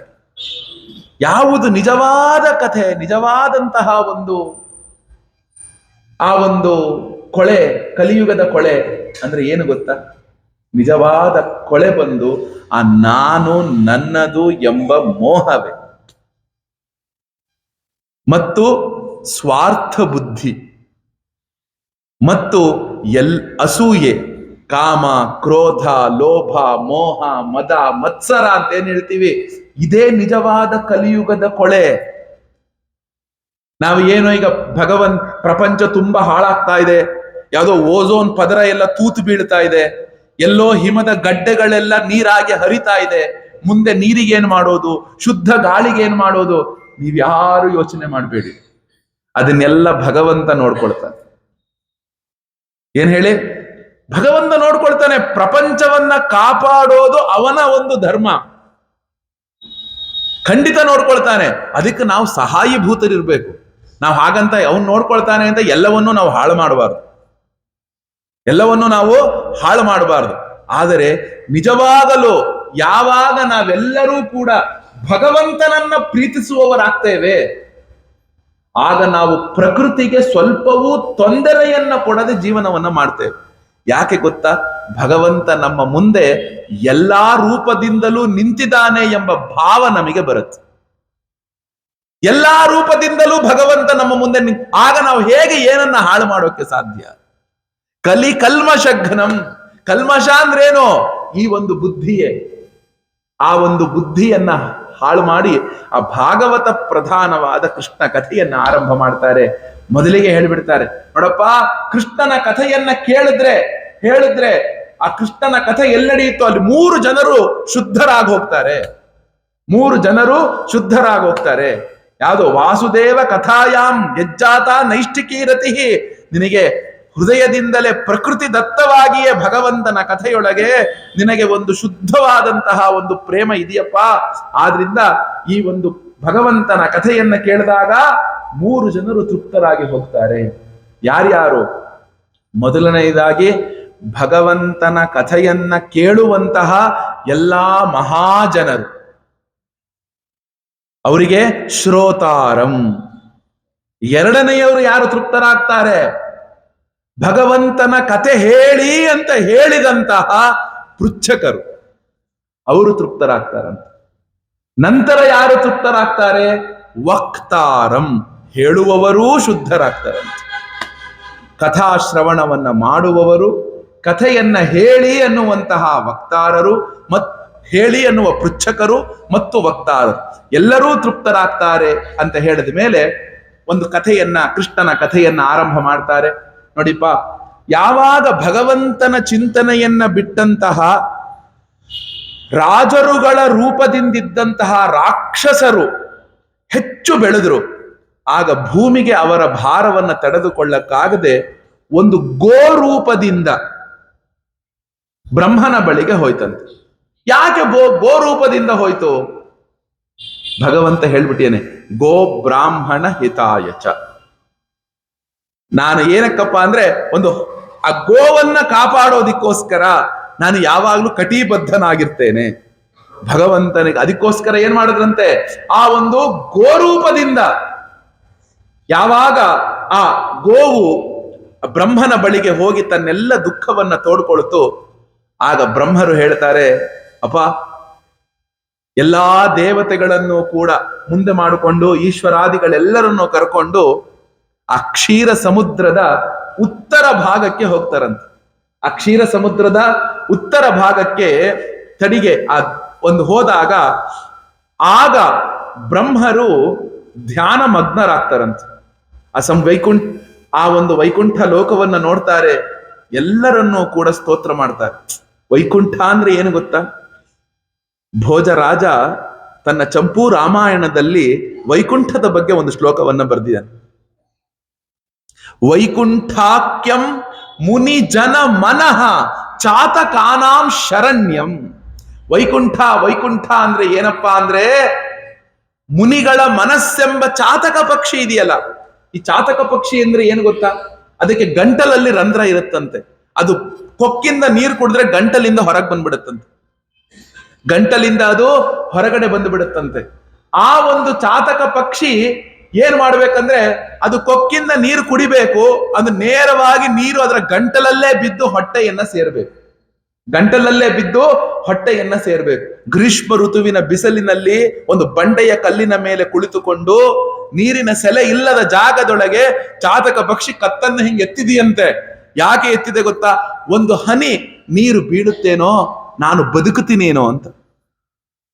ಅಂತಹ ಚಾತಕ ಪಕ್ಷಿ ಬದುಕಬೇಕು ಅಂದ್ರೆ ಅದಕ್ಕೆ ಹೇಗೆ ಕೇವಲ ನೀರು ಬೇಕು, ಹಾಗೆ ಯಾವ ಒಬ್ಬ ಭಕ್ತನ ಹೃದಯ ಕೇವಲ ಭಗವಂತನೇ ಬೇಕು ಅಂತ ಬಯಸುತ್ತೋ ಅಂಥವರಿಗೆ ಮಾತ್ರ ಸಿಗುವಂತಹ ಜಾಗ ಅಂತ ವೈಕುಂಠ. ವೈಕುಂಠಾಖ್ಯಂ ಮುನಿಜನ ಮನಃ ಚಾತಕಾನಾಂ ಶರಣ್ಯ ಕಾರುಣ್ಯಾಪಂ ತ್ರಿದಶ ಪರಿಷತ್ ಕಾಲಮೇಘ. ಅಂತಹ ಕರುಣಾ ಸಮುದ್ರನಾದಂತಹ ಆ ಭಗವಂತ ವಾಸ ಮಾಡುವಂತಹ ಜಾಗವನ್ನ ದೇವತೆಗಳೆಲ್ಲರೂ ನೋಡಿ ಪುರುಷ ಸೂಕ್ತಾದಿ ವಿಧಾನದಿಂದ ಭಗವಂತನನ್ನು ಸ್ತೋತ್ರ ಮಾಡ್ತಾರೆ. ಸ್ತೋತ್ರ ಮಾಡಿದಾಗ ತಕ್ಷಣ ಏನಾಗುತ್ತೆ, ಆ ಒಂದು ಎಲ್ಲ ಭಗವಂತನು ಬ್ರಹ್ಮದೇವರು ಧ್ಯಾನಕ್ಕೆ ಕುಳಿತಾಗ ಆ ಬ್ರಹ್ಮದೇವರಿಗೆ ಕೇಳಿಸುವಂತೆ ಒಂದು ದಿವ್ಯವಾಣಿ ಕೇಳಿಸುತ್ತೆ. ಆ ದಿವ್ಯವಾಣಿಯನ್ನ ಭಗವಂತರು ಹೇಳ್ತಾರೆ, ನೋಡಪ್ಪ, ಭಗವಂತನು ನನಗೆ ಬಂದು ಹೇಳ್ದ ಏನಂತ ಹೇಳ್ದ, ಭೂಮಿಗೆ ಬಂದಂತಹ ಕಷ್ಟ ನನಗೆ ತಿಳಿದಿದೆ ಅಂತ ಹೇಳ್ದ. ಆದ್ರಿಂದ ಆ ಕಷ್ಟದ ನಿವಾರಣೆಗಾಗಿ ನಾನು ಭೂಮಿಯಲ್ಲಿ ಅವತರಿಸ್ತೀನಿ ಅಂತ ಹೇಳ್ದ. ಎಲ್ಲಿ ಅವತರಿಸ್ತೇನೆ ಅಂದ್ರೆ ಯದುಕುಲದೊಳಗೆ ವಸುದೇವ ದೇವಕಿಯರ ಅಂಶವನ್ನ ಪಡೆದು ನಾನು ಅವತರಿಸ್ತೀನಿ ಅಂತ ಹೇಳಿದ್ದಾನೆ. ಆದ್ದರಿಂದ ನೋಡಿ, ಇಲ್ಲಿ ಬ್ರಹ್ಮದೇವರೊಂದು ಮಾತು ಹೇಳ್ತಾರೆ, ಅವನು ಅವತರಿಸ್ತಾನೆ ಭಗವಂತ. ಆದ್ರಿಂದ ನಿಮ್ಮಲ್ಲಿ ಯಾರಾದರೂ ಆ ಭಗವಂತನಿಗೆ ಕೈಂಕರ್ಯವನ್ನ ಮಾಡಕ್ಕೆ ಇಷ್ಟಪಡೋದಾದ್ರೆ ನೀವುಗಳೂ ಕೂಡ ಆ ಯದುಕುಲದೊಳಗೆ ಒಂದೊಂದು ರೂಪದಿಂದ ಅವತರಿಸಿ. ನೋಡಿ, ಭಗವತ್ ಸೇವೆಯನ್ನ ಮಾಡೋಕ್ಕೂ ಒಂದು ಅಧಿಕಾರ ಬೇಕಂತೆ. ಆ ಭಗವಂತನ ಸ್ನೇಹಿತನನ್ನಾಗಿ ಪಡೆಯೋದಿಕ್ಕೆ, ಆ ಭಗವಂತನನ್ನ ತಾಯಿಯಾಗಿ ಪಡೆಯೋದಿಕ್ಕೆ, ಆ ಭಗವಂತನನ್ನ ತಂದೆಯಾಗಿ ಪಡೆಯೋದಿಕ್ಕೆ, ಆ ಭಗವಂತನ ಭಕ್ತರಾಗೋದಿಕ್ಕೆ, ಭಗವಂತನನ್ನ ಆಟಾಡಿಸೋ, ಅಲ್ಲಿದ್ದಂತಹ ಎಲ್ಲಾ ಗೋಪಿಕೆಯರು, ಎಲ್ಲಾ ಗೋಪ ಬಾಲಕರು ಎಲ್ಲರೂ ಕೂಡ ಭಗವಂತನು, ಯಾವ ಭಗವಂತನು ಗೊತ್ತಿಲ್ಲ, ಯಾವ ದೇವರುಗಳು ಗೊತ್ತಿಲ್ಲ, ಅವರೆಲ್ಲರೂ ಕೂಡ ಆಯಾ ಒಬ್ಬ ದೇವತೆಯ ಒಂದು ಪ್ರತಿರೂಪಗಳವರೆಲ್ಲರೂ. ಅಂತಹ ಪ್ರತಿರೂಪದ ನಾನು ಅವತಾರ ಮಾಡ್ತೀನಿ, ಎಲ್ಲ ದೇವತೆಗಳಿಗೆ ಖುಷಿ ಆಗೋಯ್ತಂತೆ. ಅಬ್ಬ, ಈ ರೂಪದಿಂದ ಭಗವಂತನಿಗೆ ನಾವು ಸಹಾಯ ಮಾಡಬಹುದಾ? ಆ ರಾಮಾವತಾರದಲ್ಲಿ ಎಲ್ಲ ದೇವತೆಗಳು ಕೂಡ ವಾನರ ಭಲ್ಲೂಕರಾಗಿ ಹುಟ್ಟುತ್ತಾರೆ. ಕೃಷ್ಣಾವತಾರದೊಳಗೆ ಎಲ್ಲಾ ದೇವಾನುದೇವತೆಗಳು ಕೂಡ ಗೋಪಿಕೆಯರಾಗಿ ಹುಟ್ಟುತ್ತಾರೆ, ಹಸುಗಳಾಗಿ ಹುಟ್ಟುತ್ತಾರೆ. ಭಗವಂತನ ಆಶ್ವಾಸನೆ ಕೊಟ್ಟಿದ್ದಾನೆ ಅಂತ ಹೇಳಿದಾಗ ಆ ಒಂದು ಗೋವು ಆನಂದದಿಂದ ಆ ಭೂಮಿ ತನ್ನ ಕೆಲಸ ಮುಗೀತು ಅಂತ ವಾಪಸ್ ಬರ್ತಾಳೆ. ಇತ್ತ ನೋಡಿ ಮಥುರಾ ಪಟ್ಟಣ, ಮಥುರೆಯ ಬಗ್ಗೆ ಭಾಗವತಕಾರ ಒಂದು ಮಾತು ಹೇಳ್ತಾರೆ, ಮಥುರಾ ಭಗವಾನ್ ಯತ್ರ ನಿತ್ಯಂ ಸನ್ನಿಹಿತೋ ಹರಿಹಿ. ಮಥುರಾ ಪಟ್ಟಣ ಅಂದ್ರೆ ಬಲು ಇಷ್ಟ ಅಂತೆ ಭಗವಂತನಿಗೆ, ಯಾವಾಗಲೂ ಅಲ್ಲೇ ಇರೋದಿಕ್ಕೆ ಇಷ್ಟಪಡ್ತಾನಂತ, ಅಲ್ಲೇ ಇರೋದಿಕ್ಕೆ ಇಷ್ಟಪಡ್ತಾನಂತ. ನೋಡಿ, ಧ್ರುವ ತಪಸ್ಸು ಮಾಡದಂಥದ್ದು ಮಧುವನ. ಆ ಮಧುವನ ಅಂತ ಏನಿದೆ ಅದು ಸಾಮಾನ್ಯದ ಜಾಗ ಅಲ್ಲ. ಮಥುರಾ ಪಟ್ಟಣ ಅಂದ್ರೆ ದೇವತೆಗಳು ಕೂಡ ಆ ಯಮುನಾ ನದಿ ತೀರದಲ್ಲಿ ಬಂದು ತಪಸ್ಸು ಮಾಡಿದಂತಹ ಜಾಗ ಮಥುರಾ ಪಟ್ಟಣ. ಅಂತಹ ಆ ಒಂದು ಮಥುರಾ ಪಟ್ಟಣವನ್ನ ಉಗ್ರಸೇನ ಅನ್ನುವಂತಹ ಮಹಾರಾಜ ಆಳ್ತಿರ್ತಾನೆ. ಯಾವಾಗ ಆ ಉಗ್ರಸೇನನಿಗೆ ದೇವಕ ಅಂತಲೂ ಕೂಡ ಹೆಸರು, ಅವನ ಮಗಳೇ ದೇವಕಿ. ದೇವಕನ ಮಗಳು ಹೇಗೆ ಜನಕನ ಮಗಳು ಜಾನಕಿಯೋ ಹಾಗೆ ದೇವಕನ ಮಗಳು ದೇವಕಿ. ಆ ದೇವಕಿ ಅನ್ನುವಂತಹ ಒಬ್ಬಳು ಮಗಳಿರ್ತಾಳೆ. ಇಲ್ಲೊಂದು ಸಣ್ಣ ಒಂದು ರಾಜಕೀಯವನ್ನು ಅರ್ಥ ಮಾಡ್ಕೋಬೇಕು.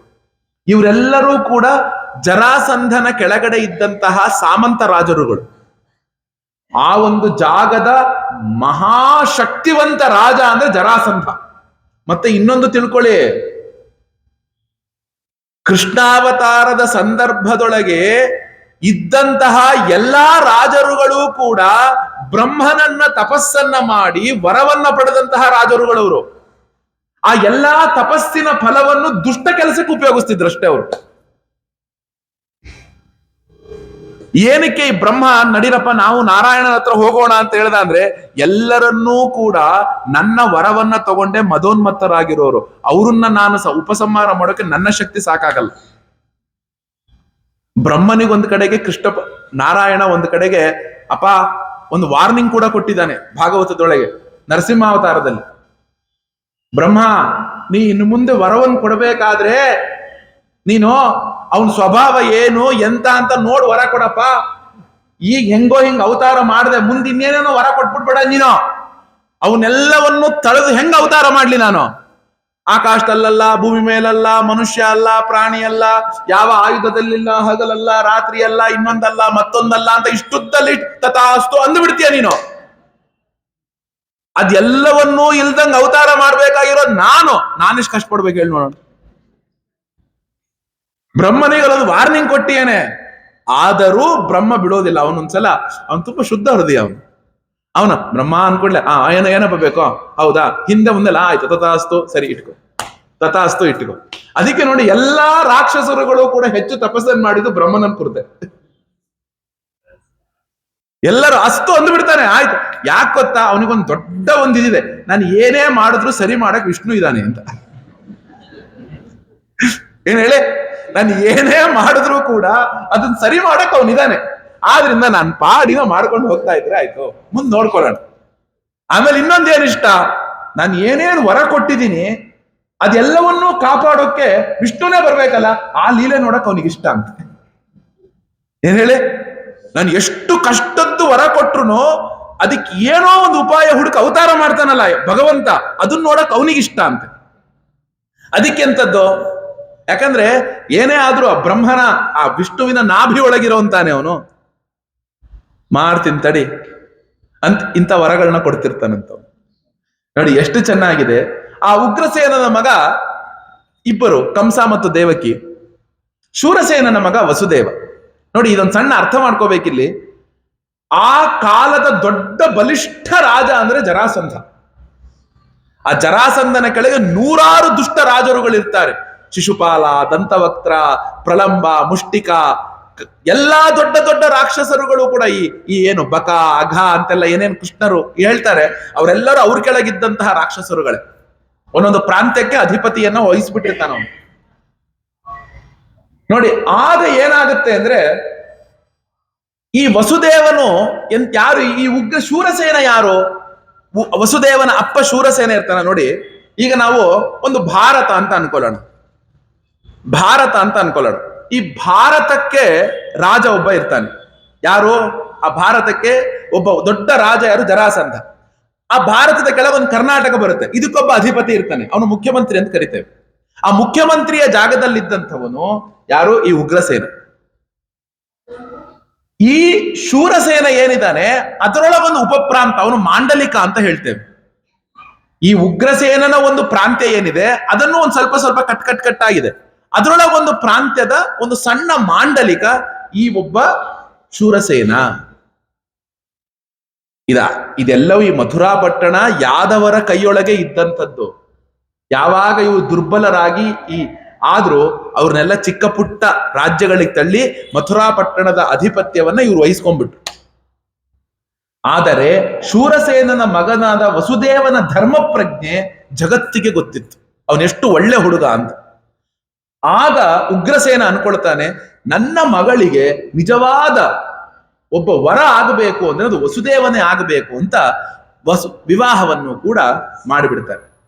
ನೋಡಿ, ವಿವಾಹವನ್ನ ದೇವಕಿ ಅಂದ್ರೆ ಕಂಸನಿಗೆ ಬಲು ಇಷ್ಟ.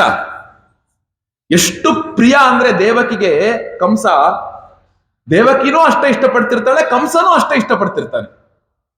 ಮದುವೆಯಾಗಿ ಹೋಗಬೇಕಾದಾಗ ಬಂಗಾರದ ರಥದೊಳಗೆ ವಸುದೇವ ಮತ್ತು ದೇವಕಿಯನ್ನ ಕೂಡಿಸಿದನಂತೆ ಕಂಸ. ಅವಳಿಗೆ ಸಂತೋಷ ಪಡಿಸೋಕ್ಕೋಸ್ಕರ ಅವನೇ ಖುದ್ದು ಲಗಾಮನ್ನ ಹಿಡಿದಿದ್ದಾನಂತೆ ಅವನು. ಯಾಕೆ? ತನ್ನ ತಂಗಿ ಸಂತೋಷ ಪಡ್ತಾಳೆ ಅಂತ. ಆ ಊರಿನ ಒಬ್ಬ ಯುವರಾಜ ಸಾರಥಿ ಆಗೋದು ಅಂದ್ರೆ ಏನರ್ಥ? ಆದರೆ ತಂಗಿಯ ಮೇಲಿನ ಪ್ರೇಮದಿಂದ ಅವನು ಹಿಡಿದಿದ್ದಾನೆ. ಆ ನಂತರ ಏನಾಯ್ತು ಅಂದ್ರೆ, ಆ ತಂಗಿಗೆ ಇಷ್ಟ ಆಗಲಿ ಅಂತ ಎಷ್ಟು ಬಳುವಳಿಯನ್ನ ಕೊಟ್ಟಿದ್ನಪ್ಪ ಅಂದ್ರೆ, ಈ ಉಗ್ರಸೇನ ಮತ್ತು ಕಂಸ ಸೇರಿ ಎಷ್ಟು ಬಳುವಳಿಯನ್ನ ಕೊಟ್ಟಿದ್ರು ಅಂದ್ರೆ ನೋಡಿ. ಮೊದಲನೇದಾಗಿ 15,000 ಕುದುರೆಗಳನ್ನ ಕೊಟ್ಟಿದ್ದಂತೆ, 1,800 ರಥಗಳನ್ನ ಕೊಟ್ಟಿದ್ದಂತೆ, ಮತ್ತು ದೇವಕಿಯ ಸಖಿಯರಾಗಿ ಅವಳಿಗೆ ಸೇವೆ ಮಾಡೋಕೆ ಅಲಂಕೃತಗೊಂಡಂತಹ 200 ಜನರನ್ನ, ಸುಕುಮಾರಿಯರನ್ನ ಕಳಿಸಿಕೊಟ್ಟಿದ್ದಂತೆ. ಮತ್ತು ಏನು, ಬಂಗಾರದ ಹಾರಗಳಿಂದ ಅಲಂಕೃತಗೊಂಡಂತಹ 400 ಆನೆಗಳನ್ನ ಕೊಟ್ಟಿದ್ದಂತೆ. ಸಣ್ಣದಾಗಿ ಯೋಚನೆ ಮಾಡಿ, ನಮ್ ಕತ್ತಿಗೆ ಬಂಗಾರದ ಹಾರ ಅಲ್ಲ, ಆನೆ ಕತ್ತಿಗೆ ಬಂಗಾರದ ಹಾರ. ಆನೆ ಕತ್ತಿಗೆ ಬಂಗಾರದ ಹಾರ ಎಷ್ಟು ದೊಡ್ಡದಾಗಿರ್ಬೇಕು, 2 ಮಾರಬೇಕು. ನಮ್ಮತ್ತೆ ಯಾವಾಗ್ಲೂ ಹೇಳೋರು, ಮದುವೆ ಆಗಿ ಬಂದ್ವಿ, ಮದುವೆ ಆಗಿ ಬಂದ್ಮೇಲೆ ನಮ್ಮತ್ತೆ, ಸುದರ್ಶನು ನಿಂಗೇನು ಕೊಡ್ಲಿಲ್ಲಪ್ಪ, ನಾನು ಏನಾದ್ರೂ ಕೊಡ್ಬೇಕು ಹೇಳಪ್ಪ ಅನ್ನೋರು. ಬಿಡ್ರಿ ಬೇಡಮ್ಮ, ಎಲ್ಲ ಕೊಟ್ಟಿದ್ದೀರಾ, ಆನಂದವಾಗಿದ್ದೀನಿ ಬೇಡ. ಮತ್ತೆ ಯಾವಾಗೋ ಸಿಗೋರು, ಏನಾದ್ರೂ ಕೇಳಿ, ಏನಾದ್ರು ಕೊಡ್ತೀನಿ ಅನ್ನೋರು. ಬೇಡ, ಭಗವಂತ ಆನಂದವಾಗಿ ಕೊಟ್ಟಿದ್ದಾನೆ, ಮಹಾರಾಜರು ಕೊಟ್ಟಿದ್ದಾರೆ, ಇನ್ನೇನು ಕೊಡೋದಕ್ಕೆ ಸಾಧ್ಯ ನೀವು? ಬೇಡ, ನಾನು ಆನಂದವಾಗಿದ್ದೀನಿ, ಏನು ಬೇಡ ಅಂತೀನಿ. ಮತ್ತೆ ಹೋಗ್ಬೇಕ, ಏನಾದ್ರೂ ಕೊಡ್ಬೇಕು.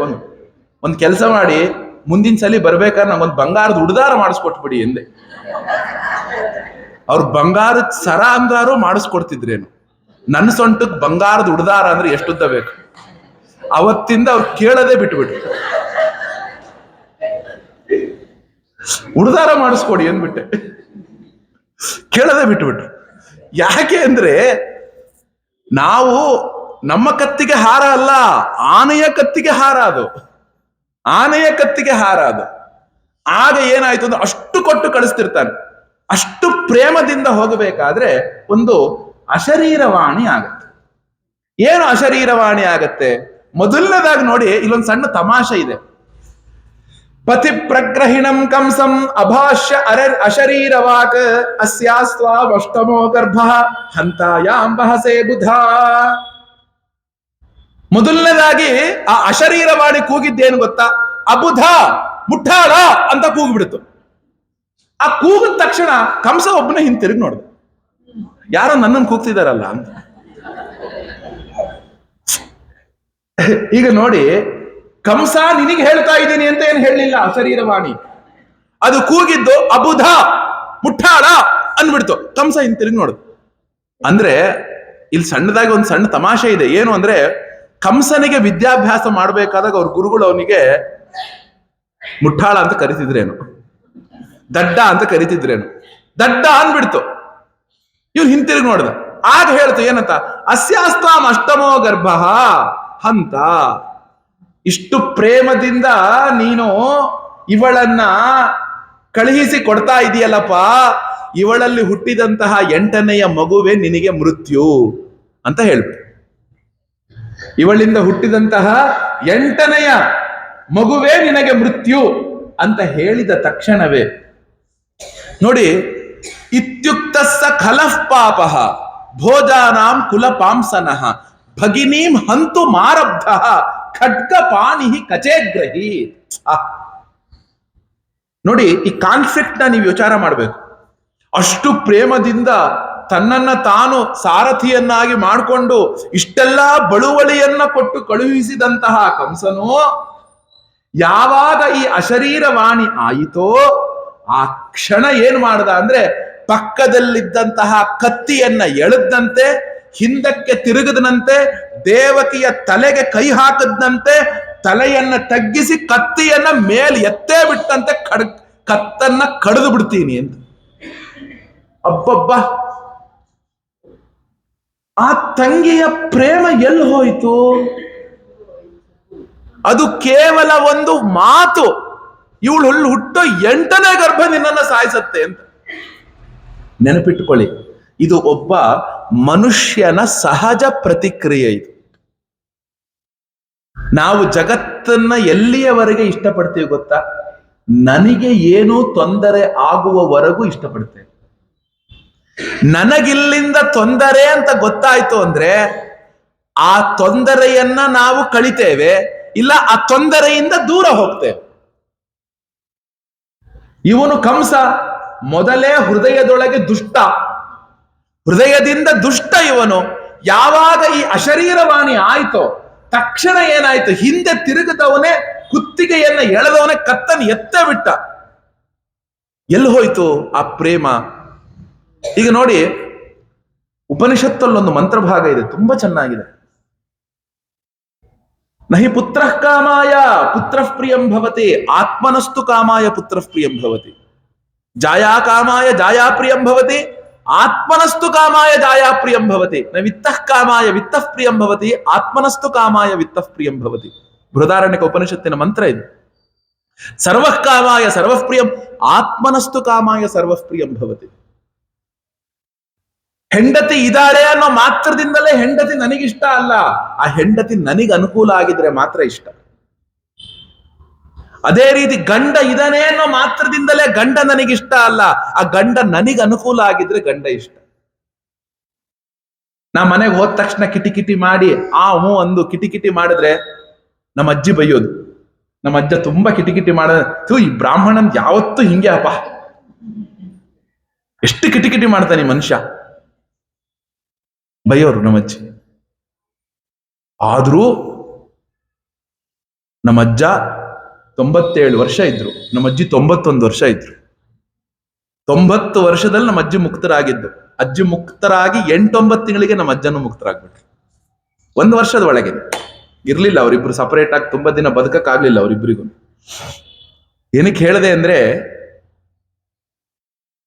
ನನ್ನ ಮಗ ಇದ್ದಾನೆ, ನನ್ನ ಮಗ ಯಾವಾಗ ನನಗೆ ಇಷ್ಟ ಆಗ್ತಾನೆ ಹೇಳಿ, ಆ ಮಗ ನನಗೆ ಅನುಕೂಲ ಆಗಿದ್ರೆ ಮಾತ್ರ ಇಷ್ಟ. ಈಗ ಒಟ್ಟಿಗೆ ಇದ್ದೀವಿ, ಮದುವೆ ಆಯ್ತು, ಸೊಸೆ ಬಂದ್ಲು, ಏನೋ ಒಂದ್ ಸಣ್ಣದಾಗಿ ಕಿರಿಕಿರಿ ಶುರುವಾಯ್ತು, ತಕ್ಷಣ ನಾವು ಮಗನಿಗೆ ಏನ್ ಹೇಳ್ತೀವಿ, ನೋಡ ಮೇಲಿನ ಮನೆ ಖಾಲಿ ಮಾಡಿಸ್ತೀನಿ, ಅಲ್ಲಿರೋ, ನಾನು ನಿನ್ ಕೆಳಗಿರ್ತೀವಿ. ಯಾಕೆ? ನೀನಿದ್ರೆ ನನ್ನ ಸ್ವತಂತ್ರಕ್ಕೆ ಧಕ್ಕೆ. ಅದಕ್ಕೆ ಜಗತ್ತೊಳಗೆ ನಾವು ಜೀವನ ಮಾಡ್ತಾ ಇರೋದೇ ನನ್ನನ್ನ ನಾನು ಕೇಂದ್ರ ಸ್ಥಾನದಲ್ಲಿಟ್ಟುಕೊಂಡು. ನನಗೆ ಯಾರು ಇಷ್ಟನೋ ಅವ್ರ ಹತ್ರ ಹೋಗ್ತೇನೆ, ನನಗೆ ಯಾರು ದುಃಖನೋ ಅವರಿಂದ ಹೊರಗಡೆ ಬರ್ತೇನೆ. ಇದು ನಾವು ಅನ್ಕೊಳ್ತೇವೆ. ನನ್ನ ಮಕ್ಕಳನ್ನ ಕಂಡ್ರೆ ನಂಗೆ ಭಾರಿ ಇಷ್ಟ, ನನ್ನ ಪ್ರಾಣಕ್ಕಿಂತ ಇಷ್ಟ ಅಂತ ಯಾರು ಹೇಳ್ದ ಅಂದ್ರೆ ಅವನು ಶುದ್ಧ ಸುಳ್ಳುಗಾರ ಅಂತ. ಯಾವತ್ತೂ ತಿಳ್ಕೊಳ್ಳಿ, ಜಗತ್ತೊಳಗೆ ನನ್ನನ್ನ ನಾನು ಇಷ್ಟಪಡೋಷ್ಟು ಬೇರೆ ಏನನ್ನೂ ಇಷ್ಟಪಡೋದಿಲ್ಲ ನಾನು. ಈಗ ನೀವು ರಸ್ತೆಯಲ್ಲಿ ಹೋಗ್ತೀರಾ, ಯಾರೋ ಬಂದ್ಬಿಟ್ರು, ನಿಮಗೆ ಚಿನ್ನ ಅಂದ್ರೆ ಇಷ್ಟ ಇದೆಯೋ ಇಲ್ವೋ? ಅದು ಈ ಬೆಲೆಯಲ್ಲಿ 14,000 ಬೆಲೆಯಲ್ಲಿ ಇನ್ನೂ ಇಷ್ಟ. ಮೊದಲಾರು 3,000 4,000 ಇದ್ದಾಗ ಹೋಗ್ಲಿ ಬಿಡಿ ಅನ್ಬೋದಿತ್ತು, ಈಗ 14,000 ಆಗಿ ಹೋಗಿದೆ. ಈ 14,000 ಎಲ್ರಿಗೂ ಇಷ್ಟ. ಯಾರೋ ಒಬ್ಬ ಇಬ್ರು ಗಾಡಿ ಮೇಲೆ ಬಂದ್ರು, ಒಂದ್ ಚಾಕು ಗೀಕು ತೆಗೆದು ಅಂದ್ಬಿಟ್ರು, ಅಪ್ಪ ನಿಂಗೆ ಏನ್ ಬೇಕು, ಚಿನ್ನ ಬೇಕಾ ತಗೋ, ಬಟ್ಟೆ ಬೇಕಾ ತಗೋ, ನನ್ನ ವಸ್ತ್ರ ಪಂಚ ಉಟ್ಕೊಂಡಿರೋ ಪಂಚನೂ ಬಿಚ್ಕೊಡ್ತೀನಿ ತಗೋ, ನನ್ನನ್ನು ಬಿಟ್ಬಿಡು. ನನಗೆ ಇಷ್ಟ ಇಲ್ವಾ? ನಾನು ಚಿನ್ನ, ನನಗೆ ಚಿನ್ನ ಇಷ್ಟ, ಅದೇ ನನಗಿಂತ ನನಗೇನ್ ಚಿನ್ನ ಇಷ್ಟ ಅಲ್ಲ. ನನಗೆ ಮಕ್ಕಳು ಇಷ್ಟ, ನನಗಿಂತ ಏನ್ ನನಗೆ ಮಕ್ಕಳು ಇಷ್ಟ ಅಲ್ಲ.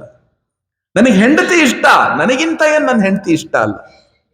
ನೋಡಿ, ಕಂಸನಿಗೆ ದೇವಕಿ ಇಷ್ಟ, ಕಂಸನಿಗಿಂತ ಏನ್ ದೇವಕಿ ಇಷ್ಟ ಅಲ್ಲ. ಇದು ಒಬ್ಬ ಮನುಷ್ಯನ ಸಹಜ ಪ್ರತಿಕ್ರಿಯೆ. ಇದು ನಾವು ಅನ್ಕೊಳ್ತೀವಿ, ಎಂಥ ದುಷ್ಟ ಇವನು, ನಾನು ಆ ಜಾಗದಲ್ಲಿದ್ರು ನಾನು ಅದೇ ಕೆಲಸ ಮಾಡ್ತಿದ್ದೆ. ಯಾಕೆ? ಯಾರ್ಯಾರು ಜಗತ್ತೊಳಗೆ ತನ್ನನ್ನ ತಾನು ಇಷ್ಟಪಡ್ತಾರೋ ಹೆಚ್ಚು, ಆ ತರಹ ಪ್ರತಿಕ್ರಿಯೆ ನನ್ನ ಹೃದಯದಲ್ಲಿ ಬರಲಿಲ್ಲ ಅಂದ್ರೆ ಅವನೊಬ್ಬ ಜ್ಞಾನಿ ಆಗಿರ್ಬೇಕು, ಇಲ್ಲ ಅವನು ಭಗವಂತನಾಗಿರ್ಬೇಕಷ್ಟೆ. ಯಾಕೆ? ಸಮಶತ್ರೋಚ ಮಿತ್ರೇಚ ತಥಾ ಮಾನಾಪ ಮಾನಯೋಹೋ. ಆ ಸ್ವಭಾವ ಬರೋದು ಒಬ್ಬ ಜ್ಞಾನಿಗೆ, ಇಲ್ಲ ಒಬ್ಬ ಭಕ್ತನಿಗೆ, ಇಲ್ಲ ಒಬ್ಬ ಬ್ರಹ್ಮನಿಗೆ, ಇಲ್ಲ ಭಗವಂತನಿಗೆ. ಮನುಷ್ಯರಿಗೆ ಒಬ್ಬ ನಾನು ನನ್ನದು ಎಂಬ ದೇಹಾಭಿಮಾನ ಇರುವವನಿಗೆ ಎಂದೂ ಕೂಡ ಆ ಭಾವ ಬರೋದಿಲ್ಲ. ಮೊದಲೇ ನಾನು ಬೈದು ಏನೋ ಮಾಡ್ಬೋದಿತ್ತು ಒಬ್ಬ ಮನುಷ್ಯ. ಇವನು ದುಷ್ಟ, ಹೃದಯದಿಂದಲೇ ಅವನ ಹೃದಯದೊಳಗೆ ಕಂಸನೊಳಗೆ ಇಬ್ರಿದ್ದಾರೆ. ಒಬ್ಬ ಕಾಲನೇಮಿ ಎಂಬ ಒಬ್ಬ ರಾಕ್ಷಸ, ಇನ್ನೊಬ್ಬ ಕಂಸ, ಇಬ್ರಿದ್ದಾರೆ ಅವನೊಳಗೆ.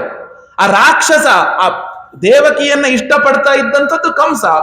ಯಾವಾಗ ಆ ದುಷ್ಟತನ ಬಂತು, ಕಾಲನೇಮಿ ಎದ್ದು ಬಿಟ್ಟ. ಹೊರೆಯಕ್ಕೆ ಹೋದಾಗ ತಕ್ಷಣ ವಸುದೇವ ತಡಿತಾನೆ. ಅಪ್ಪ, ನೀನು ಮಾಡ್ತಿರೋದು ತಪ್ಪು ಕಣೋ. ಯಾಕೆ? ನೀನ್ ದೊಡ್ಡ ನೋಡಿ, ಒಬ್ಬ ಮನುಷ್ಯನಿಗೆ ಯಾವಾಗ ನಾವು ನಮ್ಮ ಕಂಟ್ರೋಲಿಗೆ ತಗೊಳ್ಬಹುದು ಅಂದ್ರೆ ಆ ಮನುಷ್ಯನನ್ನ ಒಂದು ಸ್ವಲ್ಪ ಹೊಗಳಿ ನಮ್ಮ ಕಂಟ್ರೋಲಿಗೆ ತಗೋಬಹುದು. ನೀನ್ ಇಂದ್ರ ಚಂದ್ರ ದೇವೇಂದ್ರ ಅಂದ್ರೆ ಬರ್ಬೇಡ. ಆ ರೀತಿಯಾಗಿ ಹೇಳಿ ನೋಡಿ, ಶ್ಲಾಘನೀಯ ಗುಣಶೂರೈಹಿ, ನೀನ್ ಅತ್ಯಂತ ಶ್ಲಾಘನೀಯ ಗುಣವನ್ನ ಇಟ್ಟುಕೊಂಡಿದೀಯಪ್ಪ. ಅದ್ರೊಳಗೂ ಕೂಡ ನಿನ್ನ ತಂಗಿ ಇವಳು, ಅದ್ರೊಳಗೂ ಕೂಡ ಮದುವೆಯ ದಿಬ್ಬಣ ಇದು. ಈ ಸಮಯದೊಳಗೆ ನೀನೇನಾದ್ರೂ ಕೊಂದು ಬಿಟ್ರೆ ಇವಳನ್ನ, ನಿನಗೆ ಅಪಕೀರ್ತಿ ಬಂದ್ಬಿಡತ್ತಪ್ಪ. ಬಿಟ್ಬಿಡು ಬಿಟ್ಬಿಡು ಬಿಟ್ಬಿಡು, ಅಪಕೀರ್ತಿ ಬಂದ್ಬಿಡತ್ತೆ, ಬಿಟ್ಬಿಡು. ನೋಡಿ, ಒಂದೆರಡು ಒಳ್ಳೆಯ ಶ್ಲೋಕವನ್ನ ವಸುದೇವ ಹೇಳ್ತಾನೆ. ಇದು ನಮ್ಮ ಜೀವನದ ಪಾಠ. ಇದು ಅದ್ಭುತವಾದ ಶ್ಲೋಕ. ಮೃತ್ಯುರ್ಜನ್ಮವತಾಂ ವೀರ ದೇಹೇನ ಸಹ ಜಾಯತೆ, ಅದ್ಯವ ಅಬ್ಧ ಶತಾಂತೇವ ಮೃತ್ಯುರ್ವೈ ಪ್ರಾಣಿನಾಂ ಧ್ರುವ. ಲೇ ಕಂಸ, ಕೇಳಿಸ್ಕೊಳ. ನಾನು ನನ್ನ ತಾಯಿಯ ಗರ್ಭದಿಂದ ಹೊರಗಡೆ ಬಂದ ತಕ್ಷಣ, ನಾನು ಹುಟ್ಟಿದ ತಕ್ಷಣ ಇನ್ನೊಂದು ನನ್ನ ಜೊತೆಗೆ ಹುಟ್ಟುತ್ತಂತೆ. ಅದು ಯಾವುದು ಗೊತ್ತಾ? ನನ್ನ ಸಾವು. ನಾನು ಹುಟ್ಟಿದ ತಕ್ಷಣವೇ ನನ್ನ ಜೊತೆಗೆ ಹುಟ್ಟುವಂಥದ್ದು ಯಾವುದೋ ಅದು ನನ್ನ ಸಾವದು. ಮೃತ್ಯುರ್ ಜನ್ಮವತಾಂ ವೀರ ದೇಹೇನ ಸಹಜಾಯತೆ. ಇವತ್ತು ನನಗೆ ಸಾವು ಬರ್ಬೋದು, ಇನ್ನು 100 ವರ್ಷ ಬಿಟ್ಟು ಬರ್ಬೋದು, ಇಲ್ಲ 1000 ವರ್ಷ ಬಿಟ್ಟು ಬರ್ಬೋದು. ಸಾವು ಅನ್ನೋದು ನಿಶ್ಚಿತ. ಸಾವು ಅನ್ನೋದು ನಿಶ್ಚಿತ. ಇದಕ್ಕೆ ಇನ್ನೊಂದು ಅದ್ಭುತವಾದ ಉದಾಹರಣೆ ಕೊಡ್ತಾನೆ. ವ್ರಜನ್ ತಿಷ್ಠನ್ ಪದೈಕೇನ ಯಥೇ ವೈಕೈನ ಗಚ್ಚತಿ ಯಥಾ ತೃಣ ಜಲೂಕೈವಂ ದೇಹಿ ಕರ್ಮಗತಿಂ ಗತಃ. ಈಗ ನಾವೆಲ್ಲ ಎಷ್ಟು ಕಾಲಲ್ಲಿ ನಡೀತೀವಿ ಸ್ವಾಮಿ? ಹೇಳಿ ನೋಡೋಣ, ಎಷ್ಟು ಕಾಲಲ್ಲಿ ನಡೀತೀವಿ ನಾವು? ನಾವೆಲ್ಲ ಹೇಳಿ 2 ಕಾಲಲ್ಲಿ ನಡೀತೀವಿ. ಕರೆಕ್ಟಾ? 2 ಕಾಲಲ್ಲಿ ನಡೆಯೋದ ನಾವು ನಡೆಯೋದು ಒಂದೇ ಕಾಲಲ್ಲಂತೆ, 2 ಕಾಲಲ್ಲ. ನೋಡಿ, ನಾವು ಇಷ್ಟು ದಿನ ತಪ್ಪೇ ತಿಳ್ಕೊಂಡಿರೋದು. 2 ಕಾಲಲ್ಲಿ ನಾವು ನಿಂತ್ಕೊಳ್ತೀವಿ, ನಡೆಯೋದು ಒಂದೇ ಕಾಲಲ್ಲಿ. ಈ ಕಾಲ್ ಭೂಮಿ ಮೇಲೆ ಇಟ್ಟಾಗ ಈ ಕಾಲ ಆಕಾಶದಲ್ಲಿರುತ್ತೆ, ಆ ಕಾಲ್ ಮುಂದಿಟ್ಟಾಗ ಈ ಕಾಲ ಆಕಾಶದಲ್ಲಿರುತ್ತೆ. ನಾವು 2 ಕಾಲಿಟ್ರೆ ಒಂದೇ ಕಡೆ ನಿಂತಿರ್ತೀವಿ, ಮುಂದಕ್ಕೆ ಹೋಗೋದಿಲ್ಲ. ಅದಕ್ಕೆ ಉದಾಹರಣೆ ನೋಡಿ, ವ್ರಜನ್ ತಿಷ್ಠನ್ ಪದೈಕೇನ. ನಾವೇನ್ ಮಾಡ್ತೀವಿ? ನಡಿಬೇಕಾದ್ರೆ ಒಂದು ಕಾಲ್ ಇಡ್ತೀವಿ, ಆಕಾಶದಲ್ಲಿ ಈ ಕಾಲು ಹೋಗುತ್ತೆ, ಮುಂದಕ್ಕೆ ಇಡ್ತೀವಿ. ಈ ಆಕಾಶದಲ್ಲಿ ಹೋಗುತ್ತೆ, ಈ ಮುಂದಕ್ಕೆ ಇಡ್ತೀವಿ, ಮುಂದಕ್ಕೆ ಇಡ್ತೀವಿ. ತೃಣಜಲೂಕ ಅಂದ್ರೆ ಜಿಗಣೆ ಅಂತ ಅರ್ಥ. ಜಿಗಣೆ ಏನ್ ಮಾಡುತ್ತೆ ಗೊತ್ತಾ? ಒಂದ್ ಹಿಂಗ್ ಹರಿತಾ ಇರುತ್ತೆ ಅಂತ ಅನ್ಕೊಳ್ಳಿ. ಹೀಗೆ ಮುಂದಕ್ಕೆ ಹೋಗ್ಬೇಕು ಅಂದ್ರೆ ಹಿಂದಿನದನ್ನ ಬಿಟ್ಟು ಮುಂದಕ್ಕೆ ಗಟ್ಟಿ ಹಿಡ್ಕೊಳ್ಳುತ್ತೆ, ಆಮೇಲೆ ಇದು ಮುಂದಕ್ಕೆ ಹೋಗುತ್ತೆ. ಹಿಂಗ್ ಹಿಡ್ಕೊಳ್ಳುತ್ತೆ, ಮುಂದಕ್ಕೆ ಹೋಗುತ್ತೆ. ಈ ಶರೀರದೊಳಗೆ ಜೀವ ಎಲ್ಲಿವರೆಗೆ ಇರ್ತಾನೆ ಗೊತ್ತಾ? ಇನ್ನೊಂದು ಶರೀರ ಗಟ್ಟಿ ಹಿಡ್ಕೊಳ್ಳೋವರೆಗೆ ಅಷ್ಟೇ. ಯಾವಾಗ ಈ ಶರೀರದೊಳಗಿರುವ ಜೀವನಿಗೆ ಇನ್ನೊಂದು ಶರೀರ ಸಿಗತ್ತೋ ಆ ಕರ್ಮಕ್ಕನುಗುಣವಾಗಿ ಈ ಶರೀರವನ್ನ ಬಿಟ್ಟು ಅವನು ಹೋಗ್ತಾ ಇರ್ತಾನಂತೆ. ಆ ಶರೀರ ಒಂದು ಹಾರುವ ಶರೀರ ಆಗಬಹುದು, ಆ ಶರೀರ ಹರಿಯುವ ಶರೀರ ಆಗಬಹುದು, ಈಜುವ ಶರೀರ ಆಗಬಹುದು, ತೆವಳುವ ಶರೀರ, ಯಾವ ಶರೀರವೇ ಆಗಬಹುದು. ನೋಡಿ ಎಷ್ಟು ಚೆನ್ನಾಗಿದೆ. ಇದನ್ನೇ ಗೀತೆಯಲ್ಲಿ ಭಗವಂತ ಹೇಳಿದ್ದು. ವಾಸಾಂಸಿ ಜೀರ್ಣಾನಿ ಯಥಾ ವಿಹಾಯ ನವಾನಿ ಗೃಹಾತಿ ನರೋಪರಾಣಿ. ಹೇಗೆ ನಾವು ಈ ಪಂಚ ಒಂದ್ ಸ್ವಲ್ಪ ಬೆಳ್ಳಿಗಿದೆಯಪ್ಪ, ಇದು ಉಟ್ಕೊಂಡ್ ಬರ್ತೀನಿ ಉಪನ್ಯಾಸಕ್ಕೆ, ಇದೊಂಚೂರು ಮಾಸ್ತು ಅಂದ್ರೆ ಏನ್ ಮಾಡ್ತೀನಿ? ಪಕ್ಕಕ್ಕೆ ಹಾಕ್ತೀನಿ, ಹೊಸ ಪಂಚ ಉಟ್ಕೊಳ್ತೀನಿ. ಹೇಗೋ ಹಾಗೆಯೇ ಭಗವಂತನಿಗೆ ಇದ್ರೊಳಗಿರುವ ಜೀವ ಇದನ್ನಲ್ಲ, ಅವನು ಇದ್ರೊಳಗೆ ಕೂತಿದ್ದಾನೆ. ಎಲ್ಲಿವರೆಗೆ ಗೊತ್ತಾ? ಎಲ್ಲಿಯವರೆಗೆ ಈ ಜೀವ ಮಾಸೋದಿಲ್ಲೋ ಅಲ್ಲಿವರೆಗೆ. ಮಾಸ್ತು ಅಂದ್ರೆ ಇನ್ನೊಂದು ಶರೀರ ತಗೊಂಡ್ಬಿಡ್ತಾನೆ. ಅವನಿಗೆ ಹೊಸ ಶರೀರ ಬೇಕೋ, ಯಾವ ಶರೀರ ಆದ್ರೂ ಪರವಾಗಿಲ್ಲ. ಅದೇ ರೀತಿಯಾಗಿ ತನ್ನ ಕರ್ಮಕ್ಕನುಗುಣವಾಗಿ ಯಾವುದೋ ಒಂದು ಶರೀರವನ್ನು ಬಿಟ್ಟು ಹೋಗ್ತಾನಪ್ಪ. ನೀನೇನ್ ತಗೊಂಡಿರೋ ಈ ಕಂಸ ಶರೀರ ಏನ್ ಗ್ಯಾರಂಟಿ ಅಲ್ಲ. ಎಲ್ಲಿಯವರೆಗೆ ಇದ್ರೊಳಗೆ ಕರ್ಮ ಗತಿ ಇದೆಯೋ ಅಲ್ಲಿವರೆಗೆ ಇಟ್ಕೊಂಡಿರ್ತಾನೆ. ಆದ್ರಿಂದ ನೀನು ಇವನ್ನ ಬಿಟ್ಟು ಬಿಡು. ನೋಡಿ, ಮೊದಲಿಗೆ ಅವನಿಗೇನ್ ಮಾಡ ಸಾಮವನ್ನ ಹೇಳ್ದ. ಸಾಮ, ದಾನ, ಭೇದ, ದಂಡ ಅಂತ. ದಂಡವನ್ನ ಕಂಸನ ಮುಂದೆ ತೋರ್ಸಕ್ಕಾಗಲ್ಲ ಇವನು. ಯಾಕೆ? ಕಂಸ ಭಾರಿ ಬಲಿಷ್ಠ ಅವನು. ಯಾವಾಗ ಇಷ್ಟೆಲ್ಲ ಧರ್ಮೋಪದೇಶವನ್ನ ಮಾಡಿದ್ರು ಕಂಸ ಇನ್ನೂ ಕತ್ತಿ ಮೇಲೆ ಎತ್ತಿದ್ದ. ಆಗ ದಾನೋಪದೇಶಕ್ಕೆ ಬಂದ. ಯಾರು? ವಸುದೇವ. ನೋಡಪ್ಪ, ನಿನಗೆ ದೇವಕಿಯಿಂದ ಭಯವ? ದೇವಕಿಯ 8ನೇ ಗರ್ಭದಿಂದ ಭಯವ? ನೋಡಿ, ಆ 8ನೇ ಅನ್ನೋದು ಒತ್ತದ ಅವನು. ನಿನಗೆ ಯಾರಿಂದ ಭಯ ಕಂಸ? ನಿನ್ ತಂಗಿಯಿಂದ ಭಯನ ನಿನಗೆ? ಅಲ್ಲ. ಮತ್ತೆ ಯಾರಿಂದ ಭಯ? ದೇವಕಿಯ 8ನೇ ಗರ್ಭದಿಂದ ಭಯ. ಹಂಗಂದ್ರೆ 8ನೇ ಗರ್ಭ ಬರೋದು ಇನ್ನು ಎಷ್ಟು ದಿನಗಳಿದೆ? ನಿನಗೊಂದು ಮಾತು ಕೊಡ್ತೀನಿ ಕಂಸ, ಏನು ಗೊತ್ತಾ? ಇವಳಲ್ಲಿ ಹುಟ್ಟುವಂತಹ ಎಲ್ಲ ಮಗುವನ್ನ ತಂದು ನಿನಗೆ ಅರ್ಪಿಸಿಬಿಡ್ತೇನೆ. ಇವಳಲ್ಲಿ ಹುಟ್ಟುವಂತಹ ಎಲ್ಲಾ ಮಕ್ಕಳನ್ನ ತಂದು ಪ್ರದಾಯ ಮೃತ್ಯವೇ ಪುತ್ರ ಮೋಚಯೇ ಕೃಪಣಾಮಿಮಾಂ ಸುತಾಮೇ ಯದಿಜಾಯೇರನ್ ಮೃತ್ಯುರ್ವಾ ನಮ್ರಿಯೇತ ಚೇತ್. ಹುಟ್ಟುವ ಮಗುವನ್ನೆಲ್ಲವನ್ನೂ ಕೂಡ ನಾನು ನಿನಗೆ ತಂದು ಒಪ್ಪಿಸಿಬಿಡ್ತೇನೆ ಅಂತ ಹೇಳಿ ಮಾತನ್ನ ಕೊಡ್ತಾನೆ. ಕಂಸ ಒಪ್ಕೊಂಡ್ಬಿಡ್ತಾನೆ. ಹಾ ಸರಿ, ಹಂಗಾದ್ರೆ ಆಯ್ತು, ನೀನ್ ಹೇಳದಿಲ್ಲ, ಸರಿ ಹಾಗಾದ್ರೆ. ನೋಡಿ, ಅಲ್ಲಿ ವಸುದೇವ ಒಂದು ಮಾತು ಹೇಳ್ತಾನೆ, ಈ ಶರೀರ ಬಂದಿರೋದು ಭಗವಂತನನ್ನ ತಿಳ್ಕೊಳಕ್ಕಂತೆ. ಈ ಶರೀರ ಬಂದಿರೋದು ಯಾವ್ದಕ್ಕೆ ಬಂದಿರೋದು? ಭಗವಂತನನ್ನ, ಮೈಕ್ ಹೋಯ್ತು ನೋಡಿ ಸ್ವಾಮಿ, ಭಗವಂತನನ್ನ ತಿಳ್ಕೊಳಕ್ಕೆ ಈ ಶರೀರ ಅನ್ನುವಂಥದ್ದು ಬಂದಿದೆ. ಹೀಗೆ ಬಂದಾಗ ಏನಾಯ್ತು ಅಂದ್ರೆ, ಹೇಗಾದ್ರೂ ಮಾಡಿ ಈ ಶರೀರವನ್ನ, ಹೇಗಾದ್ರೂ ಮಾಡಿ ಈ ಒಂದು ಶರೀರವನ್ನ ನಾವು ಕಾಪಾಡಿಕೊಳ್ಳಬೇಕಂತೆ. ಯಾಕೆ ಕಾಪಾಡಿಕೊಳ್ಬೇಕು ಗೊತ್ತಾ? ಯಾಕೆ? ಒಂದು ಅನಾರೋಗ್ಯ ಬಂತ, ಚೆನ್ನಾಗಿ ನೋಡ್ಕೋಬೇಕು, ಶರೀರವನ್ನ ಕಾಪಾಡ್ಕೋಬೇಕು, ಪೋಷಿಸಬಾರ್ದು. ನಾವೇನ್ ಮಾಡ್ಬೇಕು? ಪೋಷಿಸ್ತಾ ಇದೀವಿ ಈ ಶರೀರವನ್ನ. ಯಾಕೆ? ಆ ಭಗವಂತನನ್ನ ತಿಳ್ಕೊಳ್ಳಕ್ಕೆ ಶರೀರವನ್ನ ಇಟ್ಕೋಬೇಕು ಅನ್ನೋದನ್ನ ಹೇಳಿ ನೋಡಿ. ಈ ರೀತಿಯಾಗಿ ಹೇಳಿದ ಮೇಲೆ ಕಂಸನು ಬಿಟ್ಟು ಕಳಿಸ್ತಾನೆ ವಸುದೇವ ದೇವಕಿಯರನ್ನ.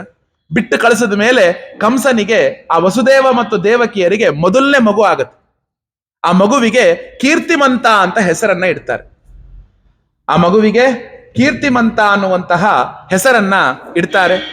ಹುಟ್ಟಿದ ತಕ್ಷಣವೇ, ಆ ಮಗುವಿಗೆ ನಾಮಕರಣವನ್ನ ಮಾಡಿದ ತಕ್ಷಣವೇ ಒಂದು ಬಟ್ಟೆಯಲ್ಲಿ ಸುತ್ತಿ ಆ ಮಗುವನ್ನ ತಂದು ಕಂಸನ ಕೈಗೆ ಇಡ್ತಾರೆ. ನೋಡಿ, ಎಷ್ಟು ಗಟ್ಟಿ ತೀರ್ಮಾನ ಇರ್ಬೇಕಿದು. ಮೊದಲನೆಯ ಮಗುವನ್ನ ತಂದು ತಕ್ಷಣ ಏನ್ ಮಾಡ್ತಾರೆ? ಆ ಕಂಸನ ಕೈಗೆ ಆ ಮಗುವನ್ನ ಇಡ್ತಾರೆ. ಇಟ್ಟಾಗ ಕಂಸ ಆ ಮಗುವನ್ನ ನೋಡ್ತಾನೆ. ನೋಡಿದ ತಕ್ಷಣವೇ ಎಷ್ಟು ಸಂತೋಷ ಆಗುತ್ತೆ ಅಂದ್ರೆ ಕಂಸನಿಗೆ ಅಷ್ಟು ಸಂತೋಷ ಆಗುತ್ತೆ. ಯಾಕೆ? ಅತ್ಯಂತ ಪ್ರಿಯ ತಂಗಿಯ ಮಗ, ಅವನಿಗೆ ಅಳಿಯ.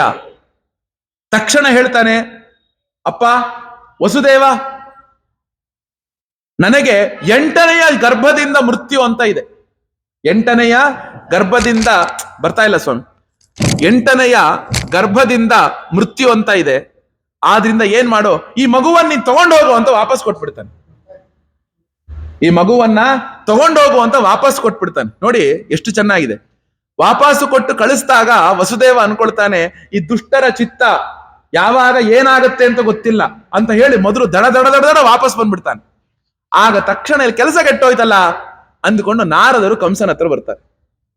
ನಾರದರು ಬಂದು ಹೇಳ್ತಾರೆ, ಲೇ ಕಂಸ, ನೀನ್ ಎಷ್ಟು ದಡ್ಡ ಇದೆಯಾ ನೀನು? ನನಗೆ ಆ ಎಲ್ಲಾ ದೇವತೆಗಳೇ ಏನಾಗಿದ್ದಾರೆ? ಯಾದವ ಕುಲದೊಳಗೆ ಹುಟ್ಟಿದಂಥವರಾಗಿದ್ದಾರೆ. ದೇವತೆಗಳೇ ಯಾದವ ಕುಲದಲ್ಲಿ ಹುಟ್ಟಿದಂಥವರು ಆಗಿದಾರಂತೆ. ಈಗ ನೀನು ಇವನ್ನೇನೋ ಬಿಟ್ಟು ಕಳಿಸ್ತೆ. 8ನೇ ಗರ್ಭ ಹುಟ್ಟಿದಾಗ ನಿನ್ನನ್ನ ಕೊಲ್ಲುವಂತಹ ಒಬ್ಬ ಶೂರ ಹುಟ್ಟುತ್ತಾನೆ ಅಂದ್ರೆ ಅವನ ಅಣ್ಣಂದ್ರು ಇವರಿನ್ನೆಷ್ಟು ಶಕ್ತಿವಂತರಾಗಿರ್ಬೇಕು ಲೆಕ್ಕ ಹಾಕು. ನಿನ್ನನ್ನ 8ನೇವನು ಕೊಲ್ತಾನೆ ಅಂದ್ರೆ ಅವ್ರ ಅಣ್ಣಂದ್ರು ಇವರೆನ್ನಷ್ಟು ಶಕ್ತಿವಂತರಾಗಿರ್ಬೇಕು. ಅಲ್ಲಲ್ಲ ನಾರದರೆ, ಈ ವಿಷಯ ನಂಗೆ ಹೊಳಿಲೇ ಇಲ್ವಲ್ಲ, ಈ ವಿಷಯ ನಂಗೆ ಹೊಳಿಲೇ. ನೋಡಿ, ಆಗಿನ ಕಾಲದೊಳಗೆ ನಾರದರ ಮಾತನ್ನ ರಾಕ್ಷಸರಾಗಲಿ, ದೇವತೆಗಳಾಗಲಿ, ಯಕ್ಷ ಕಿನ್ನರರಾಗಲಿ, ಅಪ್ಸರೆಯರಾಗಲಿ ಯಾರೂ ತೆಗೆದುಹಾಕ್ತಿರ್ಲಿಲ್ಲ. ಯಾಕೆ? ಅವ್ರು ತ್ರಿಲೋಕ ಸಂಚಾರಿಗಳು. ನಾವೆಲ್ಲ ತಪ್ಪು ತಿಳ್ಕೊಂಡಿದ್ದೇವೆ ನಾರದರ ಬಗ್ಗೆ. ಮಹಾನ್ ಭಕ್ತೋತ್ತಮರು, ಜಗತ್ತಿನ ಉಳಿವಿಕೆಗೆ ಏನೇನು ಬೇಕೋ ಅದೆಲ್ಲವನ್ನೂ ಕೂಡ ಮಾಡಿದಂತಹ ಮಹನೀಯರವರು. ಭವಭಯನುದಂ ನೌಮ್ಯಹಂ ನಾರದಾಖ್ಯಂ, ನಮ್ಮ ಸಂಸಾರವನ್ನ ಕತ್ತರಿಸುವಂಥವರು ನಾರದರು. ಅವ್ರು ಹೇಳಿದಾಗ ವಸುದೇವ ದೇವಕಿಯರನ್ನ ಕರೆಸ್ತಾನೆ, ಕಾರಾಗೃಹದಲ್ಲಿ ಇಡ್ತಾನೆ. ಕಾರಾಗೃಹದಲ್ಲಿ ಇಟ್ಟಾಗ ಏನಾಗುತ್ತೆ? ತಕ್ಷಣವೇ ಕಾರಾಗೃಹದಲ್ಲಿ ಕಂಸನ ಇಡ್ತಾನೆ. ಇಟ್ಟು ಮೊದಲನೆಯ ಮಗುವನ್ನ ಕೊಲ್ತಾನೆ. ಆ ಕೊಲ್ಲೋದ್ರಿಂದಲೇ ಗೊತ್ತಾಗತ್ತೆ ಕಂಸ ಎಷ್ಟು ಕಟು ಹೃದಯದವನು ಅಂತ. ಆ ಹುಟ್ಟಿದ ಮಕ್ಕಳ ಕಾಲನ್ನ ಹಿಡ್ಕೊಳ್ತಿದ್ದಂತೆ. ಆ ಕಾರಾಗೃಹದಲ್ಲಿ ಒಂದು ದೊಡ್ಡ ಬಂಡೆ ಕಲ್ಲಿತ್ತಂತೆ. ಆ ಬಂಡೆ ಕಲ್ಲಿಗೆ ಅದರ ತಲೆಯನ್ನ ಬಟ್ಟೆ ಒಗೆದಂಗೆ ಒಗಿತಿದ್ದಂತೆ. ಶಿಲಾಪೃಷ್ಠೆ ಭಾಗವತದೊಳಗೆ ಹೇಳಿರೋದನ್ನ ನಾನು ನಿಮಗೆ ಹೇಳ್ತಿದ್ದೀನಿ. ಎಂತಹ ಶತ್ರುವಿನ ಮಗುವಾದ್ರೂ ಕೂಡ ಆ ಮಗುವಿಗೆ ನಾವು ತೊಂದರೆ ಕೊಡಬೇಕು ಅಂತ ಅನ್ಕೊಳ್ಳಲ್ಲ. ಯಾಕೆ? ಆ ಮಗು ನಮಗೆ ಭಗವಂತನ ಸಮ. ಅಷ್ಟು ದುಷ್ಟ ಆಗಿರ್ತಾನೆ, ಅಷ್ಟು ನಿಷ್ಕರುಣಿ ಆಗಿರ್ತಾನೆ ಕಂಸ.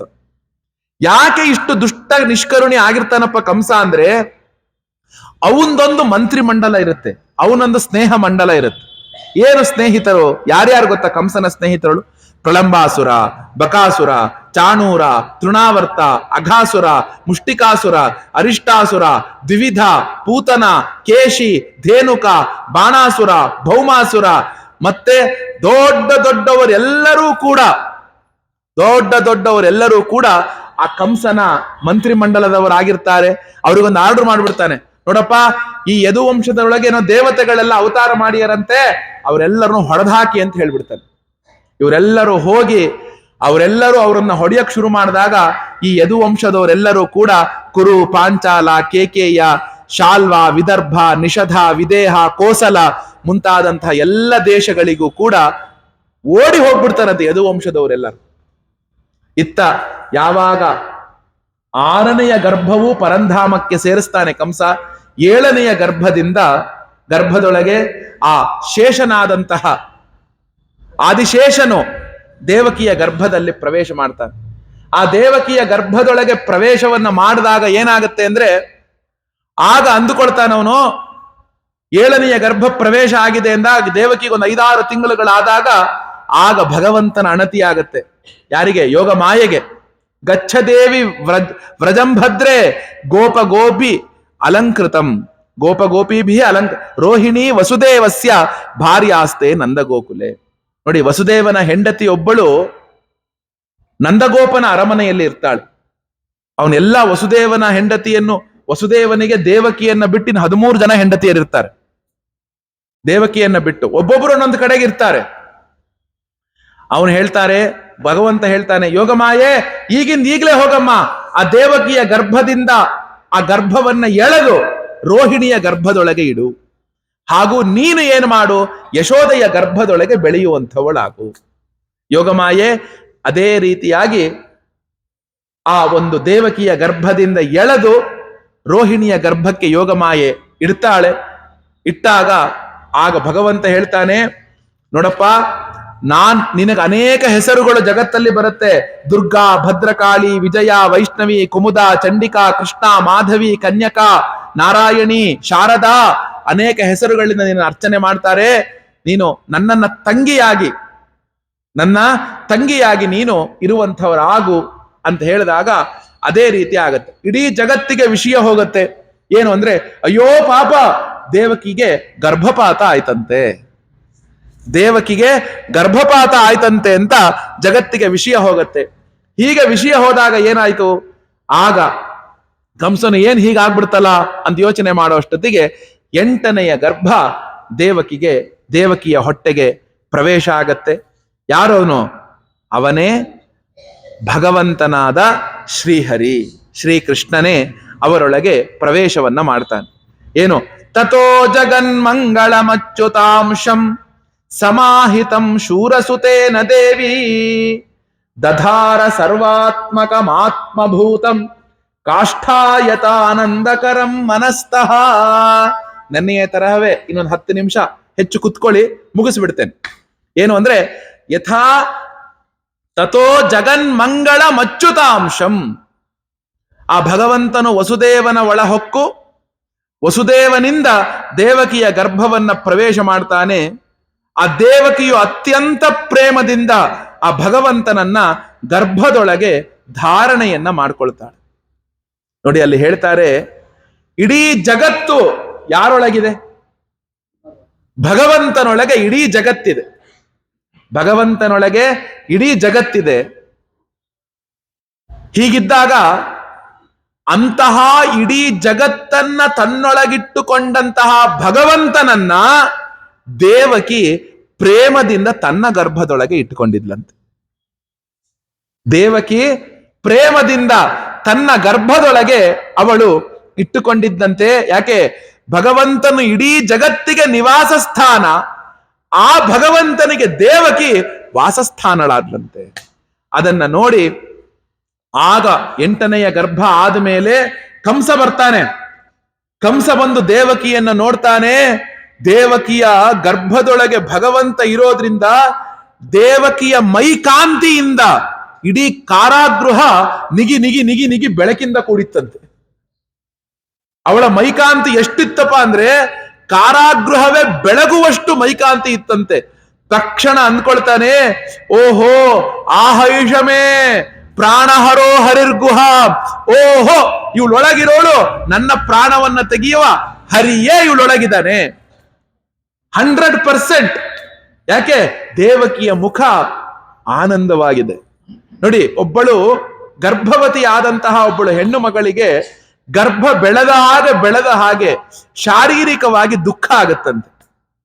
ಒಂದಷ್ಟು ಸುಸ್ತು, ಒಂದಷ್ಟು ಸಂಕಟ, ಕುತ್ಕೊಂಡು ಏಳೋಕ್ಕೆ ಮಾಡಕ್ಕೆಲ್ಲ ಒಂದು ದುಃಖ, ಎಲ್ಲವೂ ಆಗುತ್ತಂತೆ. ಆದರೆ ದೇವಕಿಯ ಗರ್ಭದೊಳಗೆ ಭಗವಂತನು ಬಂದಾಗಿಂದ ಅವನು ಗರ್ಭದೊಳಗೆ ಬೆಳೆದ ಹಾಗೆ ದೇವಕಿಗೆ ನಿತ್ಯ ಆನಂದ ಜಾಸ್ತಿ ಆಗ್ತಿತ್ತಂತೆ. ಯಾಕೆ? ಅವಳ ಹೊಟ್ಟೆಯಲ್ಲಿರುವವನು ಆನಂದ ವರ್ಧನ. ಆನಂದ ವರ್ಧನನನ್ನೇ ಆನಂದವನ್ನ ಹೊಟ್ಟೆಯಲ್ಲಿ ಇಟ್ಟುಕೊಂಡಾಗ, ಅಪ್ಪ ಆನಂದ ಸಾಗರದೊಳಗೆ ಮುಳುಗಿದ್ವಿ ಅಂತ ಹೇಳಿದಾಗ ಒಬ್ರು ಕೇಳಿದ್ರಂತೆ, ಮುಳುಗ್ದಾಗ ಉಸಿರುಗಟ್ಲಿಲ್ವೇ ಅಂತ. ಅರರೆ, ಆನಂದ ಸಾಗರದಲ್ಲಿ ಮುಳುಗಿದ್ವಿ ಎಂದಾಗ ಮುಳುಗ್ದಾಗ ಉಸಿರುಗಟ್ಲಿಲ್ವೇ ಅಂದ್ರಂತೆ. ಅಯ್ಯೋ ಜಾಣ, ಅದ್ರ ಹೆಸರೇ ಆನಂದ ಸಾಗರ, ಅದ್ರೊಳಗೆಲ್ಲ ದುಃಖ ಇರುತ್ತೆ ನಿನಗೆ. ನೋಡಿ, ದೇವಕಿಗೆ ಹೊಟ್ಟೆಯಲ್ಲಿ ಬೆಳೆದ ಆನಂದ ಜಾಸ್ತಿ ಆಯ್ತಂತೆ. ಆಗ ತಕ್ಷಣ ಕಂಸ ಅನ್ಕೊಳ್ತಂತೆ, ಈಗ ನಾನು ದೇವಕಿಯನ್ನ ಕೊಂದ್ಬಿಡ್ತೀನಿ ಅಂತ ಕತ್ತಿಯನ್ನು ಹಿಂಗಂದಂತೆ. ಕತ್ತಿ ಹಿಂಗಂದಾಗ ಕಂಸನನ್ಗೆ ಒಂದು ವಿವೇಕ ಬಂತಂತೆ.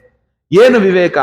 ಏನಾದರೂ ಈಗ ನಾನು ದೇವಕಿಯನ್ನ ಕೊಂದುಬಿಟ್ರೆ, ಮೊದಲನೇದಾಗಿ ಇವಳು ಹೆಣ್ಣಿದ್ದಾಳೆ, ಇವಳನ್ನ ನಾನು ಕೊಲ್ಲಬಾರದು. ಎರಡನೆಯದು, ಇವಳ ನನ್ನ ತಂಗಿ ಇದ್ದಾಳೆ, ಈಗ ಇವಳನ್ನ ನಾನು ಕೊಲ್ಲಬಾರದು. ಮತ್ತು ಮೂರನೇದು, ಇವಳು ಗರ್ಭಿಣಿ ಬೇರೆ ಇದ್ದಾಳೆ, ಈಗ ನಾನು ಕೊಂದ್ರೆ ಜಗತ್ತು ಇಡೀ ನನ್ನ ಛೀ ಥೂ ಅನ್ನತ್ತೆ. ಆ ಒಂದು ಅಪಮಾನಕ್ಕೂ ಇಂತಲೂ ಅಪಕೀರ್ತಿಗಿಂತಲೂ ಕೂಡ ಇವನು ಹುಟ್ಲಿ, ಆಮೇಲೆ ಒಂದು ಕೈ ನೋಡ್ಕೊಳ್ಳೋಣ ಅನ್ನಂತೆ. ಅರರೆ, ಅಂತಹ ದುಷ್ಟ ಕಂಸನಿಗೂ ಕೂಡ ಇಂತಹ ವಿವೇಕ ಹೆಂಗ್ ಬಂತು? ಅವಳು ಹೆಣ್ಣಿದಾಳೆ ಅನ್ನೋದು ವಿವಾಹದ ದಿಬ್ಬಣದೊಳಗೆ ಗೊತ್ತಿರ್ಲಿಲ್ವಾ ಅವನಿಗೆ? ಅವಳು ನನ್ನ ತಂಗಿ ಇದ್ದಾಳೆ ಅನ್ನೋದು ಆ ವಿವಾಹದ ಒಂದು ದಿಬ್ಬಣದ ಇದ್ರೊಳಗೆ ಗೊತ್ತಿರ್ಲಿಲ್ವೇ ಅವನಿಗೆ? ಆ ರಸದೊಳಗೆ ಗೊತ್ತಿತ್ತು. ಈಗ ಹೆಂಗ ವಿವೇಕ ಬಂತು ಅಂದ್ರೆ, ಶುಕಬ್ರಹ್ಮರು ಹೇಳ್ತಾರೆ, ಗರ್ಭದೊಳಗೆ ಭಗವಂತನನ್ನ ದೇವಕಿ ಧಾರಣೆ ಮಾಡಿಕೊಂಡಿರುವುದರಿಂದ ಅಂತಹ ಧಾರಣೆ ಮಾಡಿರುವ ದೇವಕಿಯ ದರ್ಶನದಿಂದ ಕಂಸನ ಹೃದಯದೊಳಗೆ ವಿವೇಕ ಹುಟ್ಟುತ್ತಂತೆ. ಏನ್ ಹೇಳಿ? ಭಗವಂತನ ಮೂರ್ತಿ ಯಾರೊಳಗಿದೆಯೋ ಅವಳ ದರ್ಶನದಿಂದ ಕಂಸನ ಹೃದಯಕ್ಕೆ ಆ ಧರ್ಮ ಪ್ರಜ್ಞೆ ಹುಟ್ಟುತ್ತಂತೆ. ನೋಡಿ, ದೇವಕಿಯ ಮುಂದಿಂದ ತಕ್ಷಣ ಅವನು ಹೊರಟ ತಕ್ಷಣವೇ ಅವನಿಗೆ ಮತ್ತೆ ಆ ರಾಕ್ಷಸತ್ವ ಬಂದ್ಬಿಡ್ತು. ಆಗ ಯಾವಾಗ ಆ ದೇವಕಿಯಿಂದ ಮುಂದಕ್ಕೆ ಹೋಗ್ತಾನೆ, ಆ ಎಲ್ಲಾ ದೇವಾನುದೇವತೆಗಳು ಎಲ್ಲರೂ ಕೂಡ ಆ ಕಾರಾಗೃಹದ ಮೇಲೆ ಬಂದು ನಿಂತುಕೊಂಡ್ರಂತೆ. ನಿಂತುಕೊಂಡು ಒಂದು ಸ್ತೋತ್ರವನ್ನ ಮಾಡ್ತಾರೆ. ಆ ಸ್ತೋತ್ರಕ್ಕೆ ಹೆಸರು ಗರ್ಭಸ್ತುತಿ ಅಂತ. ಅದ್ಭುತವಾದಂತಹ ಸ್ತೋತ್ರ. ಆ ಸ್ತೋತ್ರ ಹೇಳೋಕ್ಕೆ ಸ್ವಲ್ಪ ಸಮಯಾವಕಾಶ ಇಲ್ಲದೆ ಇದ್ದಿರೋದ್ರಿಂದ ಒಂದೇ ಒಂದು ಶ್ಲೋಕವನ್ನ ಹೇಳ್ಬಿಡ್ತೇನೆ. ಶೃಣ್ವನ್ ಗೃಣನ್ ಸ್ಮರಯಂಶ್ಚ ಚಿಂತಯನ್ ನಾಮಾನಿ ರೂಪಾಣಿ ಚ ಮಂಗಲಾನಿ ತೇ ಕ್ರಿಯಾಸ್ತು ಯಸ್ತು ಚರಣಾರವಿಂದಯೋ ಆವಿಷ್ಟ ಚೇತ ನಭವಾಯ ಕಲ್ಪತೆ. ಭಗವಂತ, ಯಾರು ನಿನ್ನ ಮಂಗಳಮಯವಾದ ನಾಮಗಳನ್ನ, ಯಾರು ನಿನ್ನ ಮಂಗಳವಾದ ರೂಪವನ್ನ ಶ್ರವಣಿಸುತ್ತಾ, ಕೀರ್ತಿಸುತ್ತಾ, ಸ್ಮರಿಸುತ್ತಾ, ಧ್ಯಾನಿಸುತ್ತಾ, ನಿನ್ನ ಚರಣ ಕಮಲಗಳ ಸೇವೆಯಲ್ಲೇ ಮನಸ್ಸನ್ನ ತೊಡಗಿಸಿದಾರೋ ಅಂಥವರಿಗೆ ಭಗವಂತ ನೀನು ಏನು ಕೊಡ್ತೀಯ ಗೊತ್ತಾ? ನಭವಾಯ ಕಲ್ಪತೆ. ಅವರಿಗೆ ಮತ್ತೆ ಈ ಸಂಸಾರ ಸಾಗರದೊಳಗೆ ಹುಟ್ಟದೇ ಇರುವಂತೆ ನೀನು ಮಾಡ್ತೀಯಪ್ಪ. ಸಂಸಾರ ಸಾಗರದಲ್ಲಿ ನೀನು ಹುಟ್ಟದೇ ಇರುವಂತೆ ಮಾಡ್ತೀಯ ಭಗವಂತ ನೀನು ಅಂತ ಹೇಳಿ ಎಲ್ಲರೂ ಸ್ತೋತ್ರವನ್ನ ಮುಗಿಸ್ತಾರೆ. ದೇವಕಿಗೆ ಹೇಳ್ತಾರೆ, ಅಮ್ಮ, ನಿನ್ನ ಗರ್ಭದೊಳಗಿರುವವನೇ ಅಭಯ ಸ್ವರೂಪ. ನೀನು ಆ ಕಂಸನನ್ನ ಕುರಿತು ಭಯಪಡಬೇಡ. ಏನೋ ನೀನು ಏನಕ್ಕೆ ಕಂಸನನ್ನ ಕುರಿತು ಭಯ ಪಡ್ತೀಯ? ನಿನ್ನ ಗರ್ಭದೊಳಗಿರೋನೆ ನಿನ್ನ ಅಭಯ ಸ್ವರೂಪನೇ ಇದ್ದಾನೆ ಅಂತ ಹೇಳಿದ ಮೇಲೆ ಭಗವಂತನು ಹುಟ್ಟುವಂತಹ ಆ ದಿನ ಬಂತು. 9 ತಿಂಗಳುಗಳು ತುಂಬಿದ ನಂತರ ಶ್ರಾವಣ ಮಾಸದ ಕೃಷ್ಣ ಪಕ್ಷದ ಅಷ್ಟಮಿಯ ತಿಥಿ, ರೋಹಿಣಿ ನಕ್ಷತ್ರದ ದಿನ ಬಂತು. ಹೇಳ್ತಾರೆ, ಅವತ್ತಿನ ದಿನ ಶುಭ ಸಮಯ ಸನ್ನಿಹಿತವಾಯ್ತಂತೆ. ಅವತ್ತಿನ ದಿನ ಬ್ರಹ್ಮದೇವಾತ್ಮಕವಾದಂತಹ ರೋಹಿಣಿ ನಕ್ಷತ್ರ ಇತ್ತಂತೆ. ನೋಡಿ, ಕೃಷ್ಣ ಹುಟ್ಟುವಂತಹ ಸಂದರ್ಭದಲ್ಲಿ ಜಗತ್ತೊಳಗಿರುವಂತಹ ಸಮಸ್ತ ಜೀವರಾಶಿಗಳು, ಸಮಸ್ತ ಫಲ, ಎಲ್ಲ ವೃಕ್ಷಗಳು, ಗಿಡಗಳು, ಮರಗಳು, ನದಿ, ಸಮುದ್ರ, ಮೋಡ, ಗಾಳಿ, ಅಗ್ನಿ ಎಲ್ಲರೂ ಕೂಡ ತಮ್ಮಲ್ಲಿರುವಂತಹ ಅತ್ಯುತ್ತಮ ಗುಣವನ್ನ ಜಗತ್ತಿಗೆ ಕೊಡಬೇಕು ಅಂತ ಅನ್ಕೊಂಡ್ರಂತೆ. ನಕ್ಷತ್ರಗಳು, ಈಗ ನಾವು ನಮ್ಮಲ್ಲಿರೋ ಬೆಸ್ಟ್ ಅನ್ನ ನಿನಗೆ ಕೊಡ್ತೀನಿ ಕಣಯ್ಯ, ನನ್ನ ಹತ್ರ ಏನಿಲ್ಲ ಬೆಸ್ಟ್ ಥಿಂಗ್, ಬೆಸ್ಟ್ ವಸ್ತು ನಿನಗೆ ಕೊಡ್ತೀನಿ. ನೋಡಿ, ಕೃಷ್ಣ ಹುಟ್ಟುವ ಸಂದರ್ಭದಲ್ಲಿ ಇಡೀ ಜಗತ್ತು ಸಿದ್ಧ ಆಯ್ತಂತೆ. ತನ್ನಲ್ಲಿರುವಂತಹ ಅತ್ಯುತ್ತಮ ಗುಣವನ್ನ ಈಗ ನಾನು ಹೊರಗಡೆ ಹಾಕಬೇಕು ಅಂತ. ಕೃಷ್ಣ ಹುಟ್ಟುವಂತಹ ಸಂದರ್ಭ ಎಂತದ್ದು? ಮಧ್ಯರಾತ್ರಿಯ ಸಂದರ್ಭ. ಮಧ್ಯರಾತ್ರಿಯ ಸಂದರ್ಭ ನೋಡಿ, ಎಲ್ಲಾ ದಿಕ್ಕುಗಳು ಕೂಡ ಸ್ವಚ್ಛವಾಗಿದ್ದುವಂತೆ. ಸಮಸ್ತ ಗ್ರಹ ನಕ್ಷತ್ರಗಳು ಎಲ್ಲವೂ ಕೂಡ ಶಾಂತವಾಗಿತ್ತಂತೆ. ಆ ನಿರ್ಮಲವಾದ ಆಕಾಶದಲ್ಲಿ ನಕ್ಷತ್ರಗಳು ನಿಗಿ ನಿಗಿ ನಿಗಿ ನಿಗಿ ಬೆಳಗುತ್ತಿದ್ವಂತೆ. ಅಂದ್ರೇನು? ತನ್ನಲ್ಲಿರುವ ಎಲ್ಲಾ ಪ್ರಕಾಶವನ್ನ ಜಗತ್ತಿಗೆ ಹಾಕ್ತಾ ಇದ್ದವಂತೆ. ಮತ್ತು ಇಡೀ ಭೂಮಂಡಲದೊಳಗಿರುವಂತಹ ಎಲ್ಲಾ ದೊಡ್ಡ ದೊಡ್ಡ ಪಟ್ಟಣಗಳಲ್ಲಿ, ಗ್ರಾಮಗಳಲ್ಲಿ, ಗೋಪಾಲಕರುಗಳ ದೊಡ್ಡಿಗಳಲ್ಲಿ ಮಂಗಳಮಯವಾದ ವಾತಾವರಣ ಇತ್ತಂತೆ. ನದಿಗಳು ಕೂಡ ಶುದ್ಧವಾಗಿ ಝುಳು ಝುಳು ಝುಳು ಹರಿತಾ ಇದ್ವಂತೆ. ರಾತ್ರಿಯೂ ಕೂಡ ಸರೋವರಗಳೊಳಗೆ ಕಮಲ ಕನ್ನೈದಿಲೆಗಳು ಏನಾದ್ವಂತೆ? ಅರಳುದುವಂತೆ. ಮತ್ತೆ ಕಾಡಲ್ಲಿರುವಂತಹ ಎಲ್ಲಾ ವೃಕ್ಷಗಳು ಕೂಡ ಹೂವು ಬಿಡುವಂತಹ ಗಿಡಗಳು ಹೂವನ್ನ ಬಿಟ್ಟುವಂತೆ, ಹಣ್ಣು ಬಿಡುವ ಗಿಡಗಳು ಹಣ್ಣುಗಳನ್ನ ಬಿಟ್ಟುವಂತೆ. ರಾತ್ರಿಯೂ ಕೂಡ ದುಂಬಿಗಳು ಆ ಹೂವಿನ ಸುತ್ತೋದಿಕ್ಕೆ ಶುರು ಮಾಡಿದುವಂತೆ. ಅದೇ ರೀತಿಯಾಗಿ ಹಕ್ಕಿಗಳು ಚಿಲಿಪಿಲಿ ಗುಟ್ಟೋದಿಕ್ಕೆ ಶುರು ಮಾಡಿದುವಂತೆ. ದುಂಬಿಗಳು ಝೇಂಕರಿಸಿದ್ವಂತೆ. ಗಾಳಿ ಶೀತಲವಾಗಿ ಮಂದವಾಗಿ ಕಾರಾಗೃಹದ ಕಡೆಗೆ ಹರಿಯೋದಿಕ್ಕೆ ಶುರುವಾಯ್ತಂತೆ. ಬರ್ರಂತ ಬೀಸ್ಲಿಲ್ಲ, ಅದು ಹೂವುಗಳ ಮೇಲೆ ಬೀಸಿ ಆ ಸುಗಂಧಭರಿತ ಗಾಳಿ ಕಾರಾಗೃಹದ ಮೇಲೆ ಬೀಸಕ್ಕೆ ಶುರುವಾಯ್ತಂತೆ. ಆ ರೀತಿಯಾಗಿ ನೋಡಿ, ಒಂದು ಮಾತನ್ನ ಹೇಳ್ತಾರೆ, ಅಗ್ನಯಶ್ಚ ದ್ವಿಜಾತೀನಾಂ ಶಾಂತಾಸ್ತತ್ರ ಸಮಿಂಧತ. ಆ ಕಂಸನ ಉಪಟಳದಿಂದ, ಕಂಸನ ಒಂದು ದುಷ್ಟತನದಿಂದ ಅಗ್ನಿಹೋತ್ರ ಶಾಲೆಯಲ್ಲಿದ್ದಂತಹ ಅಗ್ನಿಗಳೆಲ್ಲವೂ ಕೂಡ ನಂದಿ ಹೋಗಿತ್ತಂತೆ. ಆ ಸಂದರ್ಭದಲ್ಲಿ ತಾನಾಗಿ ಆ ಅಗ್ನಿಗಳು ಧಗ್ ಅಂತ ಹತ್ಕೊಂಡ್ವಂತೆ. ಅಗ್ನಿಹೋತ್ರ ಶಾಲೆಯ ಅಗ್ನಿಗಳೆಲ್ಲವೂ ಕೂಡ ಧಗ್ ಅಂತ ಅವಳೆ ಹತ್ತುಕೊಂಡ್ವಂತೆ. ಆ ಒಂದು ಭಗವಂತನು ಆವಿರ್ಭವಿಸುವಂತಹ ಸಂದರ್ಭದಲ್ಲಿ ಎಲ್ಲಾ ಸತ್ಪುರುಷರ ಹೃದಯ, ಎಲ್ಲಾ ದೇವತೆಗಳ ಹೃದಯ ಪ್ರಸನ್ನತೆಯಿಂದ ಕೂಡಿತ್ತಂತೆ. ಸ್ವರ್ಗದೊಳಗೆ ದೇವ ದುಂದುಭಿಗಳು ಮೊಳಗುತ್ತಾ ಇದ್ದುವಂತೆ. ಗಂಧರ್ವರು, ಕಿನ್ನರರು ಮಧುರವಾಗಿ ಹಾಡ್ತಾ ಇದ್ರಂತೆ. ಸಿದ್ಧಚಾರಣರು ಭಗವಂತನ ಮಂಗಳಮಯವಾದಂತಹ ಗುಣಗಳನ್ನ ಸ್ತೋತ್ರ ಮಾಡ್ತಾ ಇದ್ರಂತೆ. ವಿದ್ಯಾಧರ ಸ್ತ್ರೀಯರು ಅಪ್ಸರೆಯರು ನೃತ್ಯವಾಡ್ತಾ ಇದ್ರಂತೆ. ನಾರದರೇ ಮುಂತಾದಂತಹ ಮುನಿಗಳು ಇಂದ್ರಾದಿ ದೇವತೆಗಳು ಆನಂದ ತುಂದಿಲರಾಗಿ ಹೂವನ್ನ ಹಿಡ್ಕೊಂಡು ನಿಂತಿದರಂತೆ.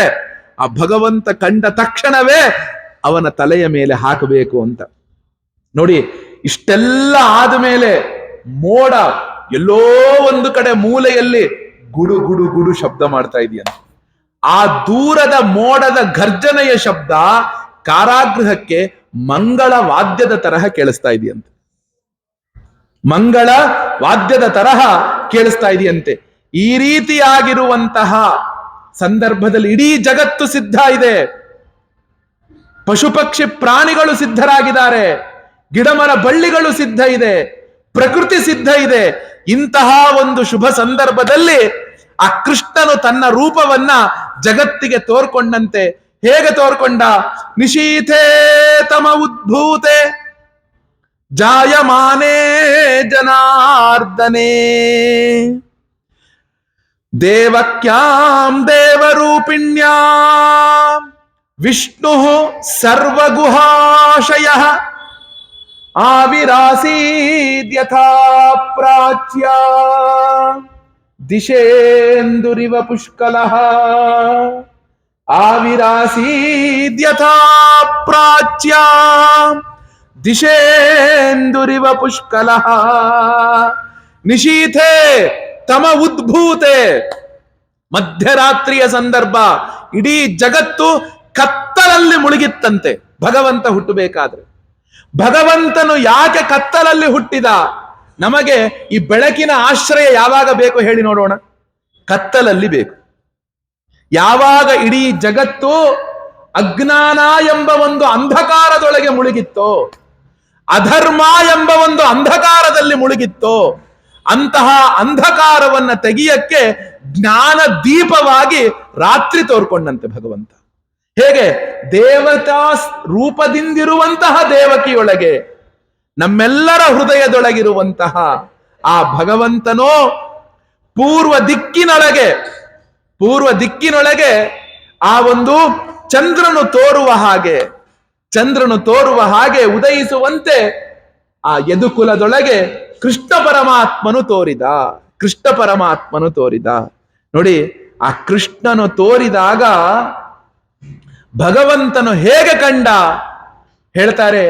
ತಮದ್ಭುತಂ ಬಾಲಕಮಂಬುಜೇ ಕ್ಷಣಂ ಚತುರ್ಭುಜಂ ಶಂಖಗದಾರ್ಯುಧಾಯುಧಂ ಆಹಾ ಶ್ರೀವತ್ಸ ಲಕ್ಷ್ಮಂ ಗಲಶೋಭಿ ಕೌಸ್ತುಭಂ ಪೀತಾಂಬರಂ ಸಾಂದ್ರಪಯೋಧ ಸೌಭಗಂ ಮಹಾರ್ಹ ವೈಡೂರ್ಯ ಕಿರೀಟ ಕುಂಡಲ ದ್ವಿಷಾ ಪರಿಶ್ವಕ್ತ ಸಹಸ್ರ ಕುಂತಲಂ ಉದ್ದಾಮ ಕಾಂಚಂ ಗದ ಕಂಕಣಾದಿಭಿಃ ವಿರೋಚಮಾನಂ ವಸುದೇವ ಐಕ್ಷತ ವಿರೋಚಮಾನಂ ವಸುದೇವ ಐಕ್ಷತ. ಮೊದಲಿಗೆ ಮಗುವನ್ನ ನೋಡಿದ್ದು ವಸುದೇವನಂತೆ.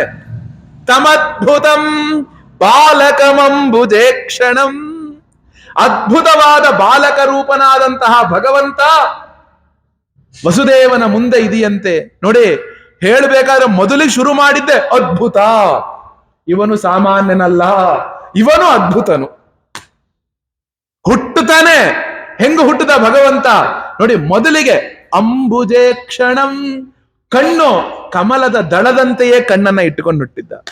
ಮೊನ್ನೆ ಹೇಳಿದೆ, ಕಮಲದ ಎಲ್ಲ ಯಾವ ಅವತಾರ ತಗೊಳ್ಳಿ ನೀವು, ಭಗವಂತನ ಕಣ್ಣು ಮಾತ್ರ ಕಮಲದಂತೆ ಇದ್ದಂಥದ್ದು. ಆಮೇಲೆ ಹೇಗಿತ್ತು?